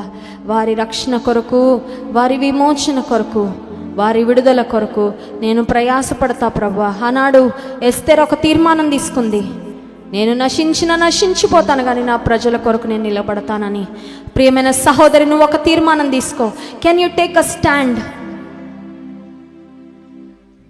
To pray for your family? నీ కుటుంబం కొరకు విజ్ఞాపన చేయడానికి, నీ కుటుంబం కొరకు దేవుని సన్నిధిలో గోజాడడానికి, నీ కుటుంబ రక్షణ కొరకు ప్రయాసపడడానికి నువ్వు ఒక్క తీర్మానం తీసుకుంటే ఆనాడు ఎస్తేరు పక్షంగా ఉన్న దేవుడు ఈ దినం నీ పక్షంగా కూడా ఉన్నాడు. నీ హృదయంలో ఉన్న కలవరము, నీ హృదయంలో ఉన్న ఆందోళన అంతా ఆయన తొలగిస్తాడు. ఆయన సురక్షితమైన రెక్కల క్రింద నీకు క్షేమం ఉంది, నీకు భద్రత ఉంది, నీకు సంతోషం ఉంది, నీకు దీవెనుంది. గడిచిపోయిన దినాలే మంచి దినాలు, ఇక నా జీవితంలో మంచి దినాలు రావు అనే ఆలోచన నీకుందా? ప్రియమైన సహోదరి, దేవునితో మాట్లాడుతున్నాడు. ఆయన నీ కొరకు మంచి భవిష్యత్తుని ఏర్పాటు చేశాడు. కరుణ చూపించే దేవుడు, కలతలు తీర్చే దేవుడు, కలవరములు తొలగించే దేవుడు. ప్రియమైన సహోదరి, 2 చేతుల ఆకాశం వైపు ఎత్తుదామా? 2 చేతుల ఆకాశం వైపు ఎత్తుదాం. నీ పరిస్థితి అంతా ప్రభుకు చెప్పుకో, నీ సమస్యలన్నీ ప్రభుకు చెప్పుకో, నీ స్థితిగతులన్నీ ప్రభుకు చెప్పుకో. అయ్యా నాకు సహాయం చేయి ప్రభువా, నేను నీ మీద ఆధారపడుతున్నానయ్యా, నేను నీ మీద నాయన ఆనుకుంటున్నా ప్రభువా, నేను నిన్ను ఆశ్రయిస్తున్నా ప్రభువా, నాకు నీవే దిక్కయ్యా. Lord, you are my hope. నా నిరీక్షణ నీపైనే ప్రభువా, నాకు సహాయం చేయని దేవుని సన్నిధిలో మొరపెట్టుకో. నీకే సమస్య ఉన్నా, నీ పరిస్థితి ఎంత భయంకరమైనదైనా, ఎంత విచారకరమైన స్థితి అయినా, నిట్టూర్పును తొలగిస్తాడు దేవుడు, విచారాన్ని తొలగిస్తాడు, సంతోషంతో ఆనందంతో నింపే దేవుడు మన దేవుడు. నీ కన్నీటిని నాట్యంగా మార్చే దేవుడు, నీ దుఃఖ దినములు సమాప్తములగునని వాగ్దానం చేసిన దేవుడు నీకు నాకు సహాయం చేయడానికి ఆయన ఇష్టపడుతున్నాడు. ఈ ఉదయకాల సమయంలో దేవుని సన్నిధిలో ఈ సమస్యానికి చెప్పుకో. B minor, B minor.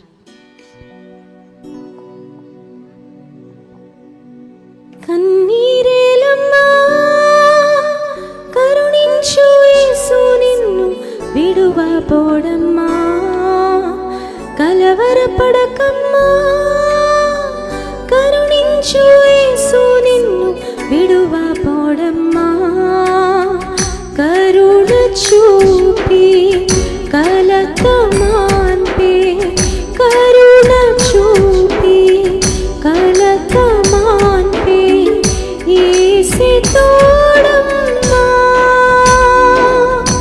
కన్నీరేలమ్మా కరుణించు యేసు నిన్ను విడువబోడమ్మా, కలవరపడకమ్మా కరుణించు యేసు నిన్ను విడువబోడమ్మా. మధ్యాహ్న కాల సమయంలో నిన్ను కరుణించడానికి, నిన్ను లేవనెత్తడానికి, నిన్ను ఆదరించడానికి దేవుడు సంసిద్ధుడుగా ఉన్నాడు. నీ పరిస్థితి అంతా ఆయనకు చెప్పుకో, ఆయన మీద ఆధారపడు. మనుషుల సహాయము వ్యర్థము, రాజులను నమ్ముకొనుట వ్యర్థము. యెహోవాను ఆశ్రయించువాడు ధన్యుడు. పరిశుద్ధ ప్రేమ కలిగిన తండ్రి, నీకు స్తోత్రాలు. ఉదయకాల సమయంలో నాయన మరింతవరకు నీ సన్నిధి మాకు తోడుగా ఉంచి, నీ మాటల ద్వారా మమ్మలను మీరు బలపరిచినందుకు స్తోత్రాలు. మీరు ప్రతిఫలం ఇచ్చే దేవుడు అని మాకు జ్ఞాపకం చేసినందుకు వందనాలు ప్రభువా. నీ పక్షముగా నిలబడిన వారిని, నిన్ను ఘనపరిచే వారిని మీరు ఘనపరిచే దేవుడు అని నీ వాక్యం ద్వారా మాకు జ్ఞాపకం చేసినందుకు స్తోత్రాలు. మొర్దెకై నీ పక్షముగా నిలబడినందుకు, ఎస్తేరు ప్రభువా నీ పక్షముగా నిలబడినందుకు వారికి ఘనతనిచ్చావు, శత్రువులపై జయమిచ్చావు ప్రభువా. శత్రువు ఏ కుట్ర పన్నాడో, శత్రువు తవ్వుకున్న గోతిలో వాడే పడేటట్లుగా నీవు చేసావయ్యా. నీ ప్రజలను కాపాడావు, నీ ప్రజల యొక్క తలను ఎత్తావు ప్రభా, నీకు స్తోత్రాలు.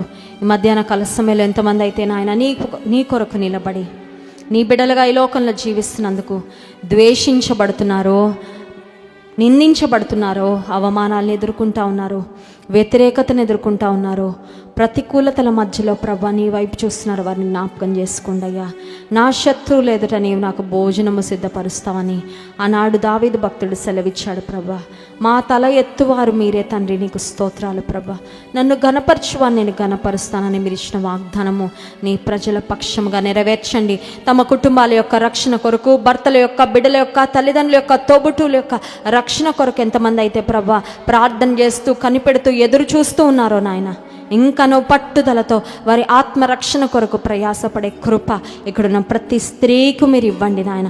కొన్ని ఆత్మలనైనా నీ కొరకు మేము సంపాదించే ఆ తండ్రి ఆత్మల భారము ఇక్కడున్న ప్రతి స్త్రీకు మీరు దయచేయమని నీ సన్నిధిలో కోరుతున్నామయ్యా. శ్రమలో నమ్మకంగా నిలబడిన యోసేపును మాకు జ్ఞాపకం చేసినందుకు స్తోత్రాలు. మేము ఎదుర్కొనే శ్రమలలో ప్రభా, నీవు మమ్మల్ని పరీక్షించినప్పుడు తండ్రి, నీ కొరకు మేము నమ్మకంగా నిలబడే శక్తి మాకు ఇవ్వండి నాయన. శోధనలను సహించువాడు ధన్యుడని నీ వాక్యంలో ఉంది ప్రభా. శోధనలలో, శ్రమలలో నీ కొరకు నిలబడితే తండ్రి, నీవిచ్చే ఘనత, నీవిచ్చే హెచ్చింపు ఎలా ఉంటుందో ప్రభా మాకు జ్ఞాపకం చేసినందుకు నీకు స్తోత్రాలు చెల్లించుకుంటున్నాం నాయన. తమ జీవితాలలో నీ కార్యాల కొరకు, నీవిచ్చే బ్రేక్ త్రూ కొరకు, నీవిచ్చే ప్రతిఫలము కొరకు, ఒక అద్భుతము కొరకు ఎంతమంది అయితే నాయన కొన్ని నెలల నుండి, కొన్ని సంవత్సరాల నుండి ఎదురు చూస్తూ ఉన్నారు. నీ కార్యాలు త్వరపెట్టు ప్రభా. యోసేపు జీవితంలో కొన్ని సంవత్సరాలు తన శ్రమ గుండా వెళ్ళినప్పటికీ నీ సమయం ఇచ్చినప్పుడు అతి తక్కువ కాలంలో, అతి స్వల్ప సమయంలోనే స్థితిగతులన్నీ మార్చావు ప్రభా. తనను హెచ్చించారయ్యా, దీవించారు, అనేక మందికి దీవెనకరంగా మార్చారు ప్రభా. ఎంతమంది అయితే నిన్ను పట్టుకొని నీ కొరకు నమ్మకంగా జీవిస్తున్నారో అనేక మందికి ఆశీర్వాదకరంగా వారిని మార్చు ప్రభా. తండ్రి, వారిని ఆశీర్వదించిన ఆయన, నేను నిన్ను ఆశీర్వదించి అనేక మంది కొరకు ఆశీర్వాదకరంగా మారుస్తాను. I will bless you and make you a blessing అని అబ్రహాముకు మీరు ఇచ్చిన వాగ్దానము వారి పక్షంగా నెరవేర్చమని నీ సన్నిధిలో కోరుతున్నాను ప్రభా. ఈ రూతు యొక్క నమ్మకత్వాన్ని మాకు జ్ఞాపకం చేసినందుకు స్తోత్రాలు. నీవిచ్చే ప్రతిఫలము కొరకు మాత్రమే ఆమె ఎదురు చూసిందయ్యా. నిన్ను ఆశ్రయించిన పరిశుద్ధ స్త్రీలను మా జ్ఞాపకం చేస్తావు ప్రభా. నీకు వందనాలు. ఇక్కడున్న ప్రతి స్త్రీ పరిశుద్ధముగా జీవిస్తూ, పరిశుద్ధుడవైన నిన్ను ఘనపరుస్తూ, అన్ని సమయాలలో, అన్ని పరిస్థితుల్లో నిన్ను ఆశ్రయిస్తూ ప్రభా, మా జీవితాలలో ప్రతి నాయన స్థితిగతులలో నీవిచ్చే జయము, నీవిచ్చే విడుదల, నీవిచ్చే సహాయము, నీవిచ్చే హెచ్చింపు, నీ చేతి నుండి వచ్చే కార్యాలు మేము పొందుకుంటూ ముందుకు వెళ్ళడానికి నీ కృప దయచేయమని నీ సన్నిధిలో ప్రార్థన చేస్తున్నాను ప్రభా. నాయన, మరొకసారి సంఘాన్ని బట్టి నీకు స్తోత్రాలు. దైవజనులు రమేష్ గారిని బట్టి, గ్లోరీ గారిని బట్టి నేను స్తుతిస్తున్నాం. బెతెస్దా పరిచర్యలను బట్టి నీకు స్తోత్రాలు ప్రభా. అనేక సంవత్సరాల క్రితము మీ దాసుని ప్రభా ఈ ప్రాంతానికి మీరు పిలిచి నాయన ఇంతవరకు ఈ సేవను బలంగా, ఘనంగా మీరు జరిగిస్తున్న విధానమును బట్టి నీకు స్తోత్రాలు. ఒక దీప స్తంభముగా ప్రభా అనేక ఆత్మల రక్షణార్థంగా ఈ పరిచర్ను మీరు జయకరంగా నడిపిస్తున్నందుకు నీకు స్తోత్రాలు తండ్రి. దైవజనుల యొక్క బిడ్డలను బట్టి, వారు చేసిన సేవా పరిచర్ను బట్టి కూడా నీకు స్తోత్రాలు చెల్లించుకున్నాం. వారి ప్రయాసంతటికి నీరు కట్టి ఫలింపచేయండి. అనేక నూతన ఆత్మలను సంఘంలో చేర్చండి ప్రభా. ఈ స్త్రీల సదస్సు జరగడం ద్వారా సంఘంలోని కుటుంబాలు, స్త్రీలు దీవెన పొందడానికి, పటిష్టపరచబడడానికి సహాయం చేయండి. అనేక నూతన ఆత్మల సంఘంలో చేర్చబడడానికి కృప చూపండి. ఈ సౌండ్ సిస్టమ్ ద్వారా, మైక్ ద్వారా తండ్రి ఎంతమంది నీ మాటలు విన్నారో ప్రభా, వారందరూ కూడా నీ వాక్యము ద్వారా పట్టబడినట్లు నీ కృప ఇవ్వండి నాయన. భీమవరంలో ఇంకా బహుజనం ఉన్నారు ప్రభా, నిన్ను తెలియని వారు తండ్రి ఎంతో మంది ఉన్నారు. వారందరి రక్షణ కొరకు ప్రార్థన చేస్తున్నాను ప్రభా. అనేక మంది ప్రభా నీ సంఘానికి, నీ మందిరానికి ప్రవాహము వలె వచ్చి నాయన నీ రక్షణ వెలుగులో స్థిరపరచబడడానికి నీ కృప ఇవ్వండి తండ్రి. ఇక్కడ ఉన్న ప్రతి స్త్రీని, ప్రతి కుటుంబాన్ని పేరు పేరు వరుసన జ్ఞాపకం చేసుకోండి. గర్భఫలము కొరకు ఎదురు చూసిన వారి గర్భాలు తెరవండి ప్రభా. శ్రేష్టమైన గర్భఫల దీవెనివ్వండి. కుటుంబ సమస్యలతో, ఆర్థిక సమస్యలతో, ఆరోగ్య సమస్యలతో ఎంతమంది ఇక్కడ ఉన్నారో ప్రభా వారిని జ్ఞాపకం చేసుకోండి. గుండె చెదరిన స్థితిలో, నిరాశలో, వేదనలో, దుఃఖంలో ఎంతమంది ఇక్కడికి వచ్చారో వారికి కావాల్సిన ఆదరణ ఇవ్వండి. పెద్దలుగా ఉన్న వారిని, వృద్ధులుగా ఉన్న వారిని జ్ఞాపకం చేసుకోండి. నూతన బలము, శక్తి, ఆరోగ్యము వారికి ఇవ్వండి నాయన. బలపరిచి యవన బిడ్డలు నాయన ఎంతమంది ఇక్కడ ఉన్నారు వారిని జ్ఞాపకం చేసుకోండి. యవన కాలంలో తండ్రి నీ లోకంలో కలిసిపోకుండా ప్రభా, నీ మార్గాల్లో నుండి తొలగకుండా నమ్మకంగా నీ కొరకు సాగడానికి సహాయం. వివాహాల కొరకు ఎదురు చూసిన వారికి మంచి శ్రేష్టమైన జీవిత భాగస్వాములను దయచేయండి ప్రభా. ఎంతమంది కుటుంబాలు, చిన్న బిడ్డలు, చంటి బిడ్డలు ఉన్నారో వారిని జ్ఞాపకం చేసుకోండి అయ్యా. నీ అందు భయభక్తులు, నీ కృపలో వారు వర్ధిల్లినట్లుగా సహాయించండి. సంఘంలో ఉన్న స్త్రీలను, పురుషులను, యవ్వనులను, చిన్నలను, పెద్దలను దీవించి ఆశీర్వదించమని మరొకసారి విన్న వాక్యం ప్రతి హృదయంలో ఫలింపచేయమని, ఘనత, మహిమ, ప్రభావములు మీ నామమునకు మాత్రమే చెల్లించుకుంటూ గనుడు రక్షకుడైన యేసుక్రీస్తు ప్రభువారి అతి శ్రేష్టమైన నామంలో ప్రార్థించి స్తుతించి దీన మనసు అడిగి వేడుకుంటున్నాము తండ్రి. ఆమెన్.